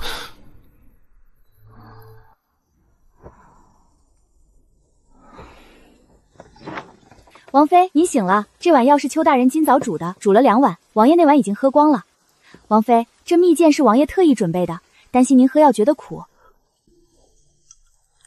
王爷可真了解王妃。王爷去哪里了？奴婢没敢问，估摸着是去军营了吧。今天进宫，不知道会发生什么事。不过有王爷在，我什么都不怕。靖王妃到！上辈子我嫁给谢景初，皇后也说过好多次这样的话，说最喜欢我，说我是她的福气。我当时还傻傻觉得幸福，到最后才知道，全都是哄我的假话。她若是真喜欢我，怎么会不劝谢景初善待我？怎么会对我在东宫受苦视而不见？她喜欢的从来不是我，只是我太子妃的身份。说起这个，以往你父亲在我父亲手底下办事，我们常在一起玩耍。后来顾大人高升，我们许久没见，我还以为关系要断了。幸好你即将嫁进东宫，今后我们便是一家人了。往后太子给靖王请安，你也能一起来看看我这个小皇婶。你说是不是？是。靖王妃，快坐吧。皇后娘娘见谅，臣女想去更衣。好，你去吧，快去快回。该死的贱人！小姐，不如奴婢去东宫门口转一圈吧。你去东宫做什么？该不会是想勾引太子殿下吧？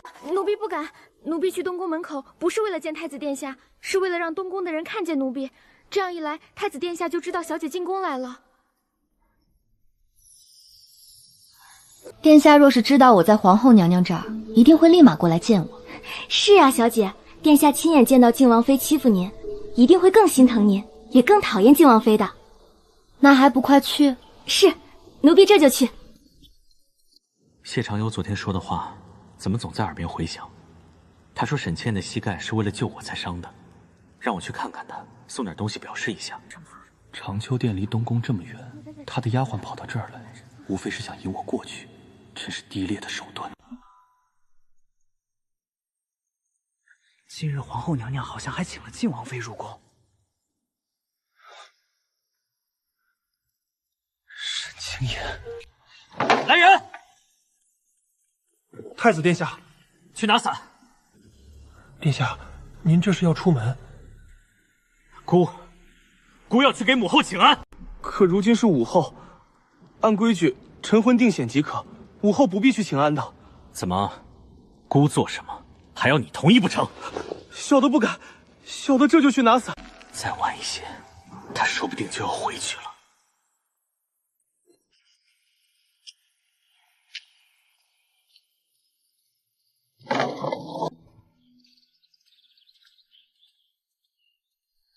他这又是憋了什么坏心思？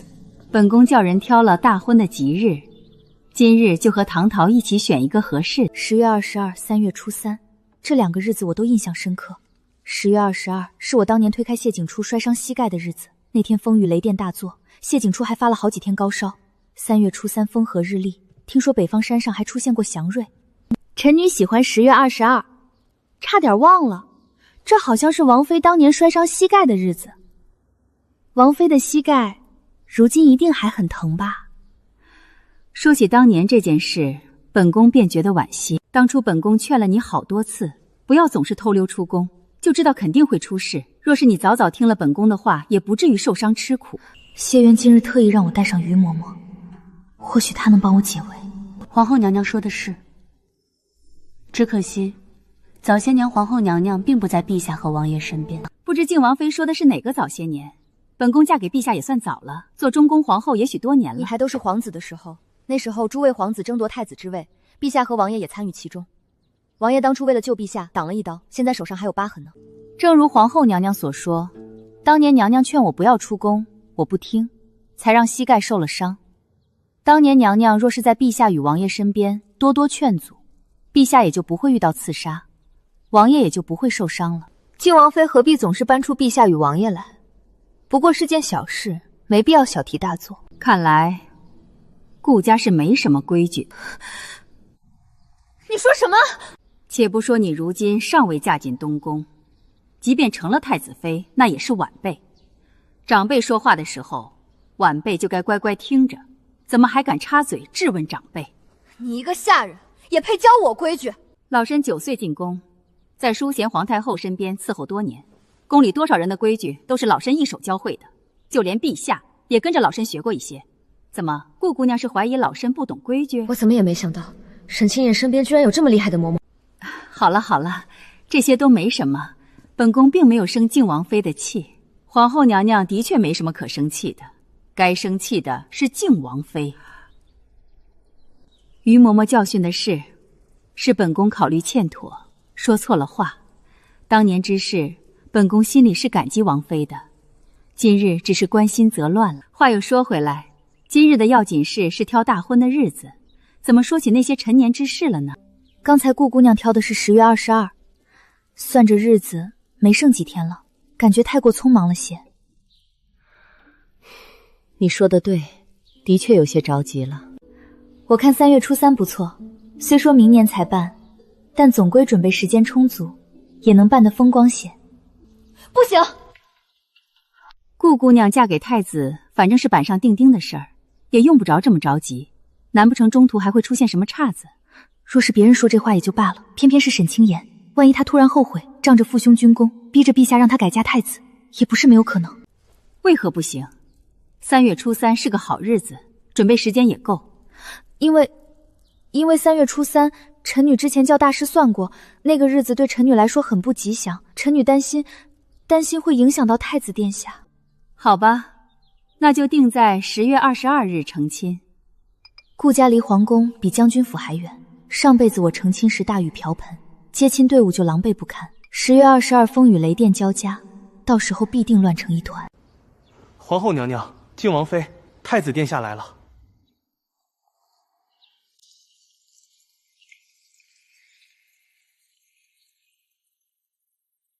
见过母后，见过小皇婶。太阳打西边出来了，谢景初居然主动喊我小皇婶。不对，今天下雨，根本没出太阳。怎么这个时辰过来了？是不是听说唐桃在这儿，特意过来瞧一瞧？果然，太子殿下一知道我在这儿，就立马赶过来了。皇后娘娘，没什么事，我便先回去了。王府还有许多事等着我处理。原本今日传你进宫，就是觉得许久没一起说说话了，这般难得，不如再多坐会儿吧。下回吧，膝盖疼得厉害，得回去上药了，还请皇后娘见谅。也好，那你回去好好休养，切记按时上药。谢皇后娘娘体恤。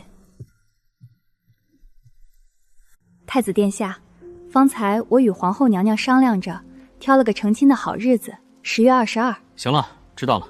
太子殿下，您对这个日子还满意吗？有什么满意不满意的？不过是个成亲的日子罢了。唐桃，太子殿下近日事务繁忙，难免心烦，你多担待些。臣女明白，不怪太子殿下。母后，没事的话，我先回去了。东宫还有事要处理。急什么？本宫还有话要跟你说。母后，请说。你与唐离的婚事是陛下亲自定下的，也是顾家与皇家的缘分。往后你要好好待唐离，不可再像从前那般总想着些不切实际的人和事。母后说的是哪些人和事？你别以为本宫我不知道你心里在想什么。沈清燕已经是九王妃，是你小皇婶，与你毫无关系。你再惦记着她，便是大逆不道。我没有惦记她，没有最好。再过不久，你就要与唐离成婚，往后你的心思都该放在东宫，放在顾家姑娘身上，莫要再被不相干的人扰乱心神。知道了，我记住了。唐桃，别难过，太子性子就是这般，等成了亲，他自然会对你好的。臣女知道了，谢皇后娘娘。站住！我凭什么要站住？他让我站住我就站住，岂不是太没面子？也对不起谢渊的疼惜。你躲着我！原来是太子殿下。刚才太子殿下叫我了吗？我怎么没听到有人喊小皇婶？我叫你站住，你没听见。太子殿下有什么事？若是没事，我便先回去了。我的膝盖不比太子殿下的脸色还要难看。你少跟我装模作样。太子殿下这话就不对了，我膝盖疼是实打实的，又不是装出来的，怎么就叫装模作样？难不成太子殿下还觉得我是故意装疼博九皇叔同情？更何况太子殿下不是要娶顾姑娘了吗？应该忙着准备成亲的事才对，怎么还有闲工夫拦着我这个小皇婶？我娶不娶顾唐桃，关你什么事？沈清言，你就这么喜欢谢渊？我与九皇叔是夫妻，夫妻之间相亲相爱本就是天经地义，怎么到了太子殿下嘴里就变得这般不堪？太子殿下这般说话，未免太过刻薄。相亲相爱，我看你就是故意勾引他。若不是你一直缠着他，他怎么会对你那般好，还特意为你请大夫治膝盖？九皇叔疼我护我，是因为他喜欢我，我们是夫妻，这有什么见不得人的？倒是太子殿下明明要娶顾姑娘，却总盯着我和九皇叔的事，难不成太子殿下是嫉妒九皇叔？嫉妒？我嫉妒他？我有什么好嫉妒的？我是太子将来要做皇帝的人，我用得着嫉妒他？那你就放手！我膝盖本就疼，你攥着我的手腕，我连走路都不方便。你的膝盖真的很疼？与太子殿下无关，太子殿下还是管好自己的事，管好你要娶的顾姑娘吧。你看你，连站都站不稳，还敢跟我犟嘴，真是自不量力。太子殿下放心，我就算站不稳，也不会再像以前那样傻傻的去救你了。从今往后，你我之间除了叔嫂之名，再无其他。还请太子殿下自重，不要再对我动手动脚，也不要再管我的事。我不是故意的，我只是不想让他再对谢渊那般亲近，只是不想听到他提起谢渊，只是嫉妒他眼里只有谢渊而已。王妃，您的脸色好差，是不是膝盖又疼得厉害了？没事，就是累了。王妃，段大夫说您的膝盖要好好养着，不能累着，也不能受凉。奴婢这就去给您煮点温热的汤羹，暖暖身子，或许能缓解些疼痛。好，麻烦你了。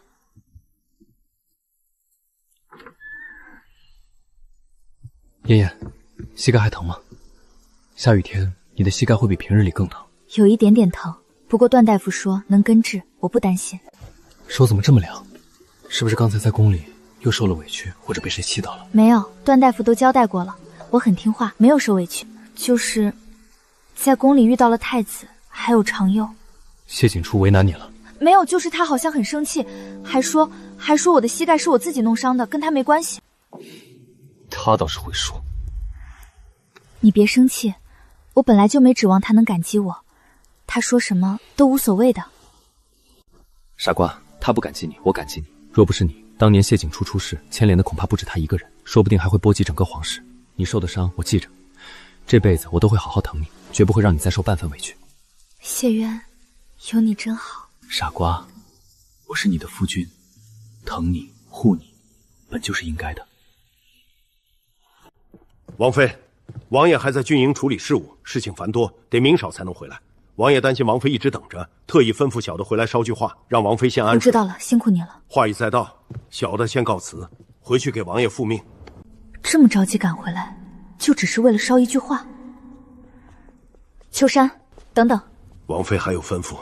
我今日刚做了百合莲子汤，你喝一些再走吧，也不枉你跑这一趟。这小的还着急回去给王爷复命呢，怕是没时间。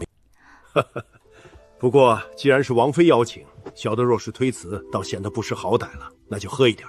你呀，对了，我给王爷也留了一碗，过了今晚怕是就不好喝了。待会儿你一并带过去，给王爷热一热再喝。好嘞。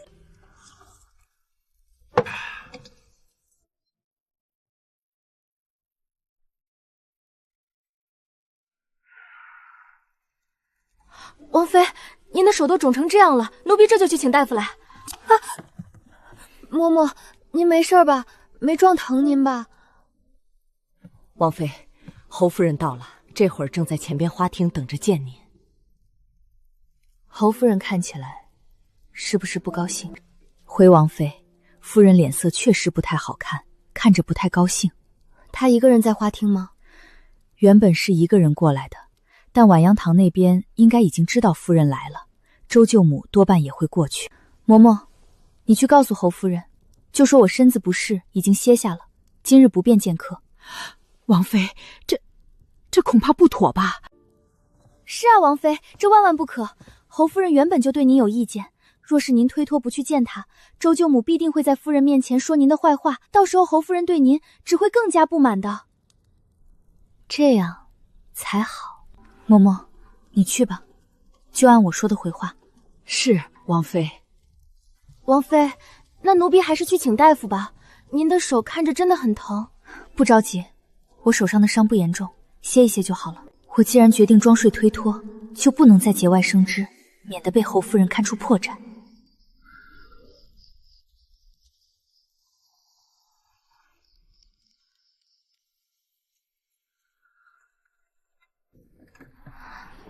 疼？哪里疼？再给你揉揉好不好？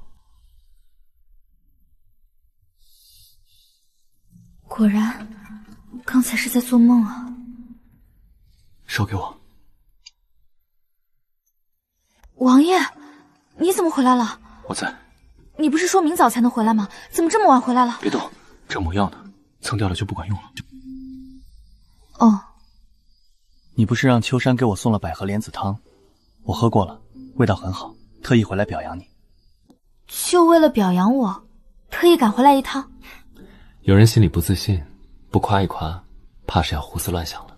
不过，这也只是一部分原因。那还有什么原因？难道是担心我一个人在王府，把王府弄得一团糟？不是。那王爷，你是不是听说侯夫人来王府了？这也只是一部分原因，还有一个更重要的原因。还有原因是什么？我很想你。王爷，军营的事情都忙完了吗？你这么晚回来，明天还要赶回去，会不会太辛苦了？对了，听说姨母来过王府了。来了。姨母性子是直率了些，但心肠不坏。若是她说了什么不好听的，你别往心里去。我没去见她，我说我睡着了，推脱了。哼，姨母是不是又被周舅母诓骗了？她是不是在你面前说什么坏话了？王爷，你怎么知道？这种事以前发生过不止一次，不意外。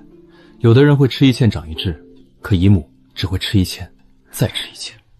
王爷，你不生我气就好，我还以为你会责备我不懂规矩呢。过些时日是顾家与东宫定亲的日子，我们靖王府也得去。姨母在望京，肯定也会过去。青雀，王爷是什么时辰走的？王妃，您说什么呢？昨天晚上王爷不是一直在军营，根本没有回来啊。王妃，今日过来给您请平安脉。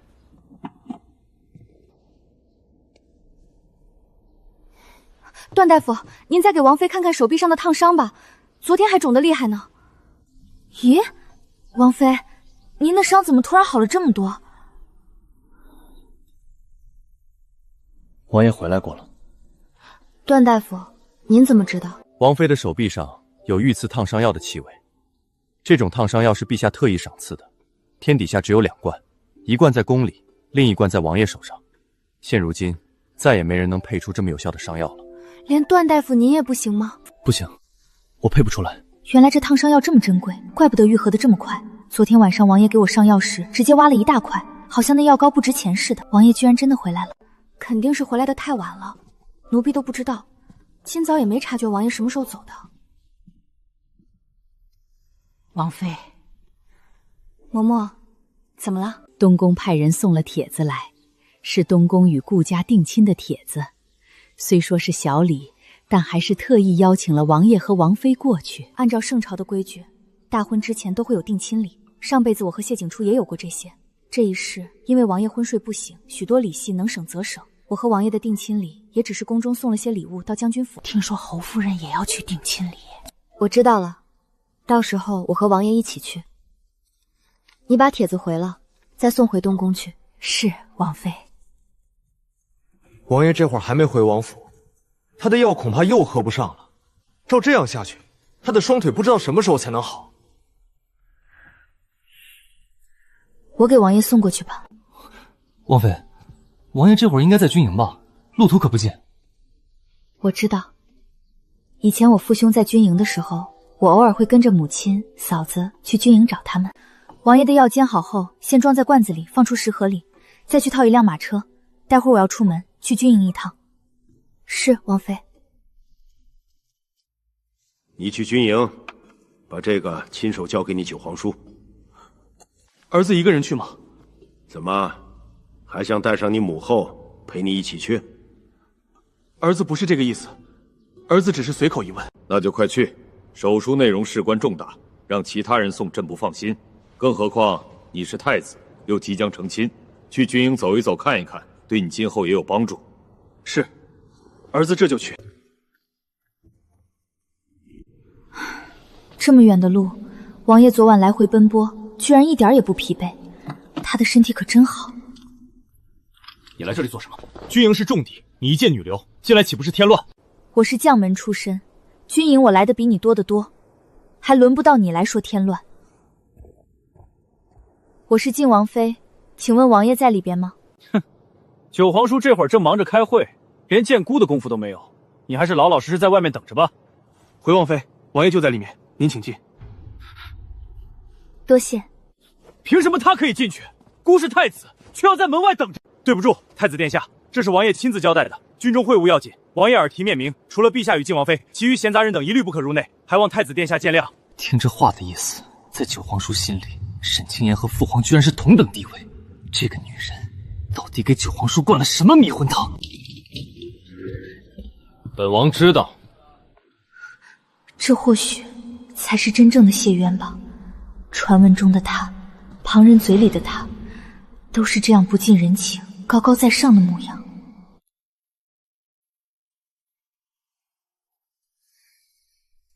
王爷，这是这看舆图刚才还说比命重要，怎么过来了？这么远的路。这不对劲，绝对不对劲！这声音怎么这么温柔？您不会是被夺舍了吧？段大夫说您的腿还没有痊愈，必须按时喝药。我不知道您什么时候回王府，便想着给您送过来。原来是惦记着我的腿。路上太远了，不知道药是不是冷了。不冷不热，刚好能喝。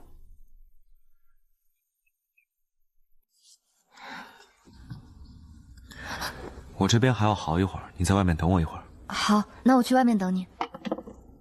王爷，王妃对您可真是贴心啊，特意跑这么远的路，就为了给您送药。是，她心疼我。可是王爷，刚才您碰王妃的手，王妃怎么唰一下就缩回去了？这看起来好像不太熟啊。怎么不熟？昨晚我们才刚接过吻。怎么可能不熟？王爷和王妃都成婚这么久了，说不定用不了多久就能有小世子了，谁说不熟啊？现在倒是一个比一个话多。刚才问谁去执行任务，怎么一个个都闷声不响？守卫大哥，这附近有没有可以歇脚的地方？王爷说让我在外面等他一会儿。有的，王妃请跟小的来。小皇婶，看来他是真的不爽了。你九皇叔还在忙，等他忙完了，就会出来见你了。姑不是问这个。你站住！我叫你站住，你听不见吗？王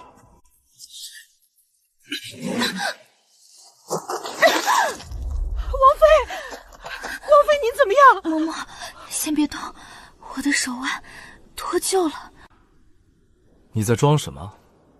不过是摔了一跤，怎么可能手腕就脱臼了？过去沈清燕爬啸下河灵活得很，我挣扎半天都上不去的马背，她轻轻松松一个翻身就能稳稳坐上。现在不过摔一跤，怎么可能脱臼？只怕又是为了引起我的注意，故意自导自演的戏码。有毛病！你说什么？我说你有毛病！谢景初，你有毛病！只要碰到你就没什么好事情，你就是个害人精！怎么伤得这么严重啊？我打小身体结实，可自从膝盖受了伤，我不再骑马，出门也少了，身体便渐渐差了。我一个人闷在屋里，整日吃不下东西，身体自然比不上从前了。奴婢这就去知会王爷。不行，别去，嬷嬷。可是王妃，您的手都这样了。王爷这会儿正在里面开会，看那样子事态很紧急，得尽快商议出结果。我刚才已经进去打扰过一次了，再进去总归是不合适的。可您受伤了。我受伤也比不上军中的国家事重要，更何况王爷不懂医术，就算他看到我的伤也没什么办法。军中应该有军医吧？劳烦你去请一位过来。是，王妃。王爷此举未免太过冒险了些。是啊，王爷，要不还是再考虑考虑吧。不必多言。九皇叔，有事？是父皇让我来的，有一封重要的手言，父皇嘱咐我必须亲手交到皇叔手上。方才皇叔在里面开会，侄儿不敢贸然打扰，便一直在门外候着。你刚才在门外见到你小皇婶了？见到了。九皇叔，又怎么了？父皇还在宫中等着侄儿复命，皇叔要不现在就看看手纹，侄儿也好尽快回去回话。看过了，回去告诉你父皇，本王已然知晓此事，也已有了应对之策。晚些时候，本王会入宫与他商议。皇叔，不写个回信吗？不必。那要不，皇叔现在就入宫，我们正好一起。你在教本王做事？侄儿不敢。那就赶紧回去，别在军营碍手碍脚。王妃在那边的屋中休息。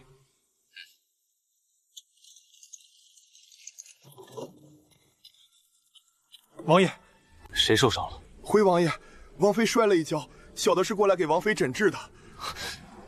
王妃怎么会摔跤？小的不知。你来说。说，当时王妃正好好的走着，太子殿下不知为何突然拽了王妃一下，王妃便摔倒在了地上，还扭伤了手腕，是脱臼了。脱臼，是太子害的，怪不得那小子刚才急着劝我入宫，走的时候背影还那么慌乱，原来是心虚。王妃这是在记恨太子殿下，还是在等王爷过来？哪有什么记恨和等待？我在想，即将开新画本，就写个力大无穷的女主角，一拳能打死一头牛的那种。别动，王妃，请把手臂给小的瞧一瞧。王妃，您这手腕是脱臼了，得先正骨，只是正骨会很疼。王妃恐怕要忍一忍。大夫就没有不那么疼的法子吗？没事的，嬷嬷，我是将军府的女儿，一点小痛而已，我习惯了。按王妃说的做。是，王爷。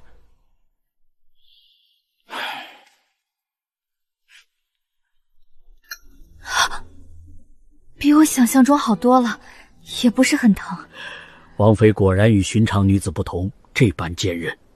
赵嬷嬷，送一送大夫。是，王爷。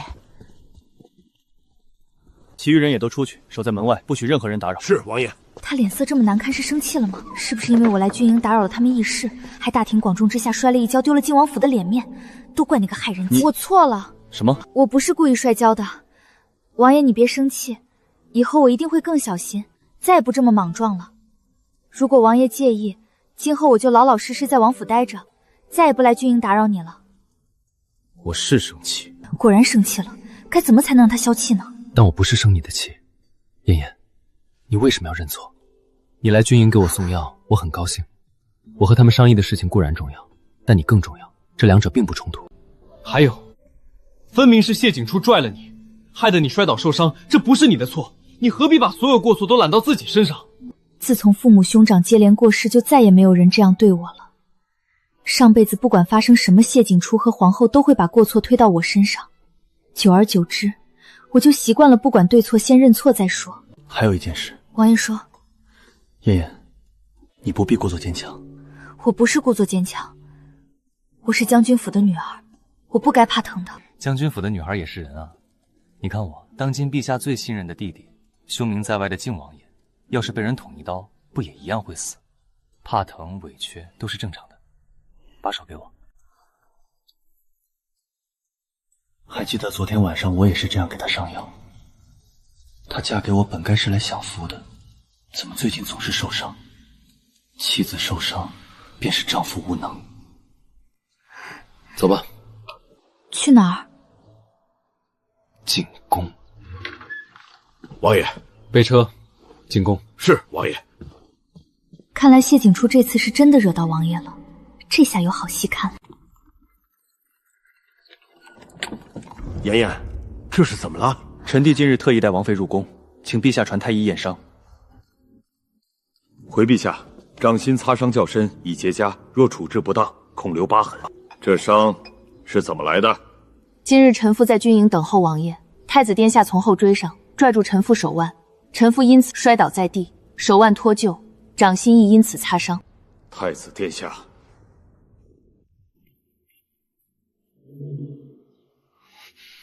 父皇，儿臣你自己说，军营里的事。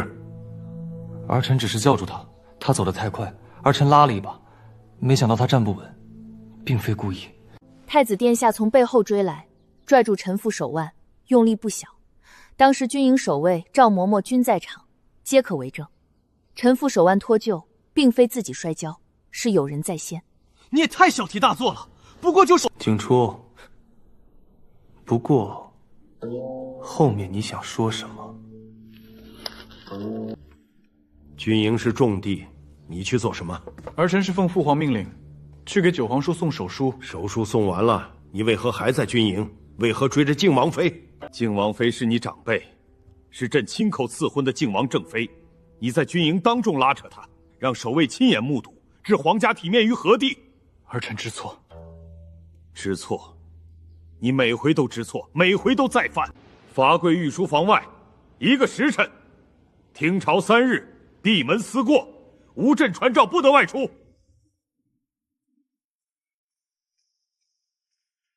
陛下，臣妾听说景初惹了事，特来请罪。孩子行事莽撞，但绝无恶意，不过是叔侄之间。靖王妃若已无大碍，此事可否从轻处理？皇后娘娘说的有道理，既然无大碍，那日后若太子再随手拉扯旁人，让人脱臼擦伤，也该从轻处置。臣弟今日若不带王妃进宫，此事是不是又该大事化小，自行消化了？你护着景初，朕理解，但朕今天处置是为了皇家体面，也是为了靖王府的颜面。皇后，这件事不必再提。臣妾明白了。谢景初每次出事，最后错都是我的。从前我总以为是我太缠着他，太烦人，所以他讨厌我。可是谢渊小时候他不是这样的，我救过他，那时他也是真心感谢的。后来不知道什么时候起，他看我的眼神就变了，变成一种我说不清楚，像是厌恶又像是忌惮。他为什么会变成那样？这个问题值得查一查。哦，对了，王妃，今儿早上我和银珠出去采买，在西市碰见东宫那个李公公，就是鼻子尖尖的那个，我们以前出门见过他的。他今天又在那西域商人的院子进进出出，来回好几趟，鬼鬼祟祟的。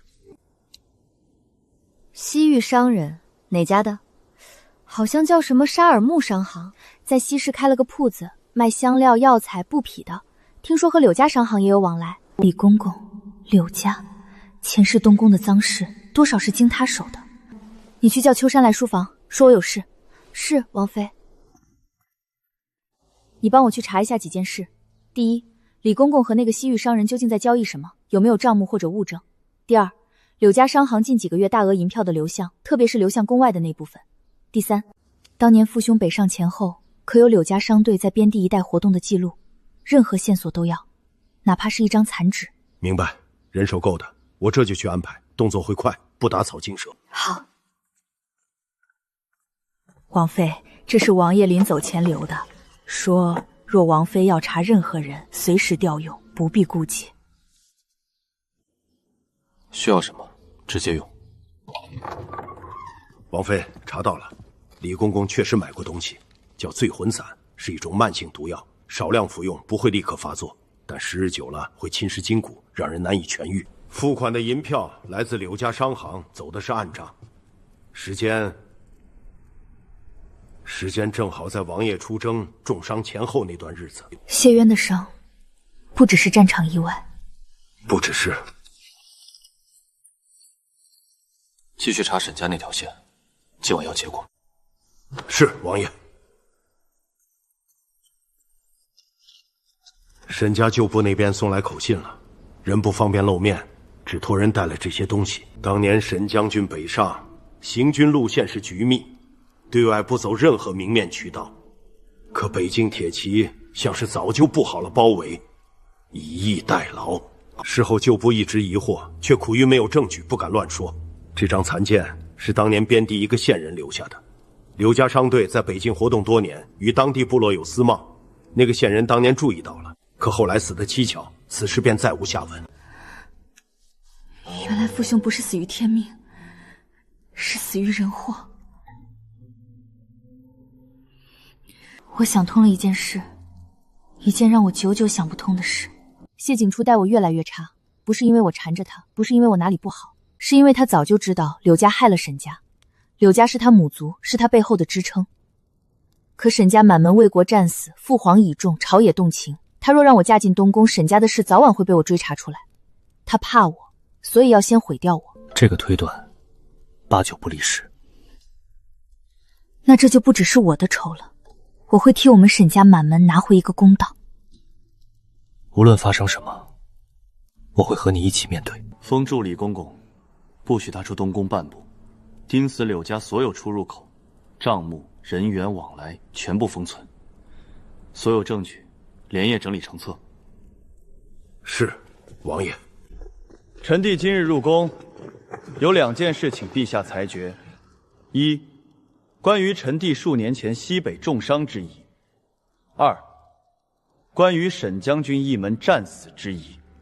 说，李公公，东宫心腹曾持柳家商行银票，从西域商人处购得慢性毒药醉魂散。此药无色无味，少量服用不立刻发作，却能侵蚀筋骨，积年难愈。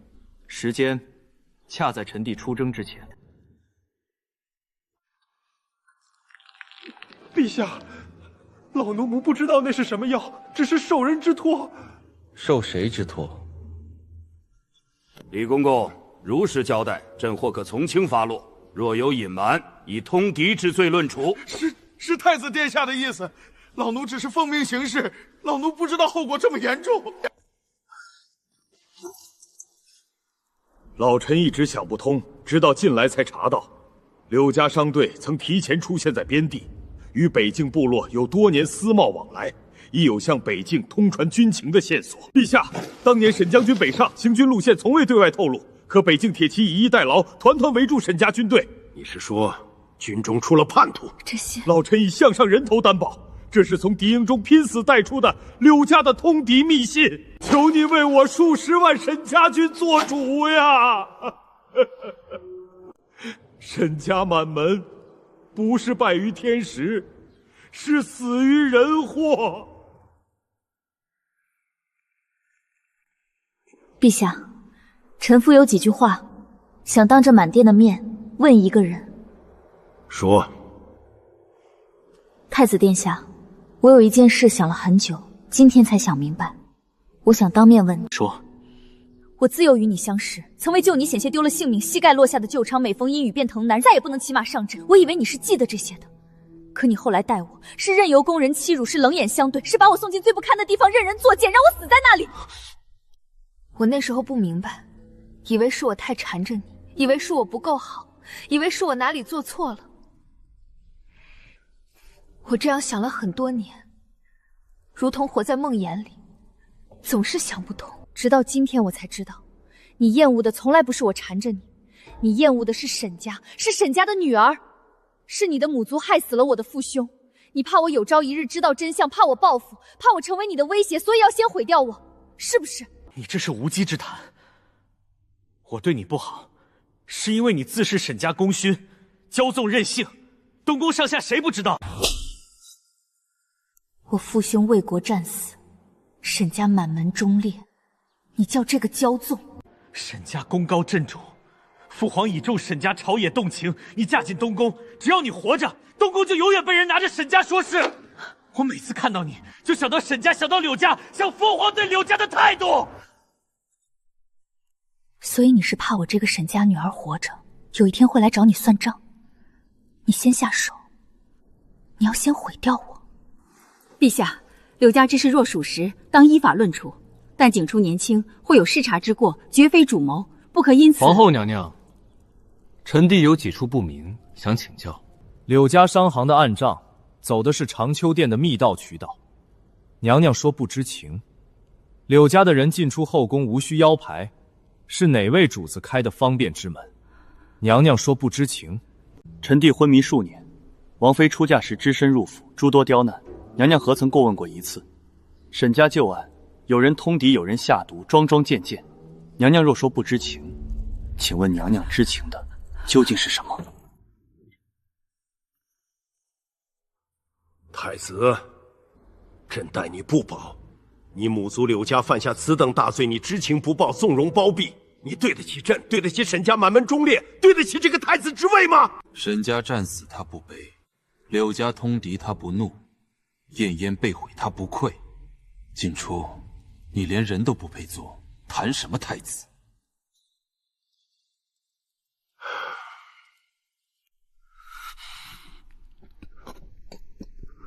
叫错了。小皇婶，这一生我受得起，可惜太迟了。李公公，构图谋害亲王，凌迟处死，诛踢3族。柳家通敌犯国，致沈家满门忠烈含冤战死，主犯斩立决，家产充公，家眷流放3000里，永不得返京。太子谢景初知情不报，纵容母族通敌，暗害皇室，德行有亏，废除太子之位，贬为庶人，前往北地封城，终生不得回京。皇后柳氏交出中宫权柄，毕公思过，无旨不得外出。燕燕，沈家之事是朕失察，礼部会重修沈家公册，后加抚恤，立碑立实，让世人知道沈家是我圣朝的功臣。谢陛下，不必说了。谢元，我总怕自己不够好，总怕还是会像从前那样，什么都没做成就没了，总以为是我自己不够好。那就歇一歇，剩下的我来。谢元，我好累啊。天都快黑了，今晚怕是要赶夜路。前面有个驿站，歇一晚再走。殿下，老奴伺候您20年了，老奴斗胆问一句，您心中可有遗憾？我不知道。不知道？我后悔的不是废太子，我后悔的是我对他做的那些事。可若再来一次，我大概还是会那样做，因为我怕沈家翻案，怕他恨我，怕他报复柳家，所以我想先毁掉他，让他变成一个什么都不是的人，这样他就伤不了我了，还能留在我的身边。那您现在呢？他还是赢了，他嫁给九皇叔，查出真相，沈家昭雪，我什么都没剩下，连恨他的资格都没有。燕燕，我从前叫你燕燕的，是从什么时候开始我不叫了？小姐，太子废了，皇后失权，柳家倒了。青山湖主人这个名字还在我这里，这个他拿不走。父亲、大哥、二哥，各位叔伯，我前世一直不明白，为什么你们走了之后，一切都会变成那样。我以为是我不够好，以为是我命不好，如今我知道了，不是天命，是人祸，是柳家出卖了你们，是太子默许了柳家。如今柳家认罪，太子已废，陛下为沈家昭雪，会立碑，会追封，会以国礼祭祀，你们的名字会被重新写进史册里。你们可以安息了。靖王妃，昨日之事，臣女已知晓。顾家的罪，臣女认，但青山湖主人这个名号……顾堂离，今日我来不是和你争谁更像，是来认回我自己的名字。莫老板，麻烦你把东西拿出来。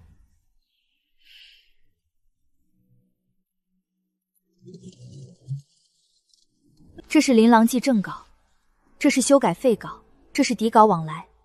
当年青山湖主人送稿来书市时戴着帷帽，民女未曾看清面容，但这笔记与行文，多年来每一封往来信件，都出自同一人。顾姑娘，琳琅记第7回景约与唐言出狱那一段，为何用残荷这个意象？你来解释一下，别人我可能不信，作者自己应该知道吧？小黄婶，你来说。用残荷是因为写那段时候，将军府院子里的荷花刚凋了，谷家还在，看着比满开的荷花更有劲儿。景约第一眼见唐言，就是那种感觉，破了但不倒。只有真正写的人才说得出来。靖王妃，若果真如此，不妨当场一试，在下提一提，王妃做几句，若与琳琅记文心相符，便是定论。落花不问归处，只问来时何意。字可仿，文心不可违。这行文的气息、启程的习惯、意象的取用，与琳琅记一脉相承，出于同一人之手，毋庸置疑。早该如此，我就说笔法不对劲。从前所有人都夸我有才情，若不是他一直压着。顾堂离，我不是突然冒出来，我一直都在，只是从前你们不肯看我而已。顾堂离冒认才名，冒认春和殿，欺瞒宫廷，婚约即日起废除，禁足候诊，无旨不得入宫。青山湖主人这个名字我用了很多年，可从今往后，我不想只做青燕，是沈家之女，是靖王妃，也是写下这些字的人。沈清燕二字，本就该光明正大，让世人记住。小皇婶说的对，靖王妃说的对。今日殿内热闹，说青山湖主人是靖王妃。原来他自己就是发光的人。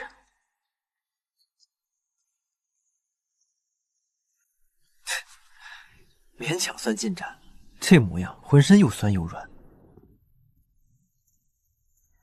吴大夫说，王爷这进步就是我陪的好。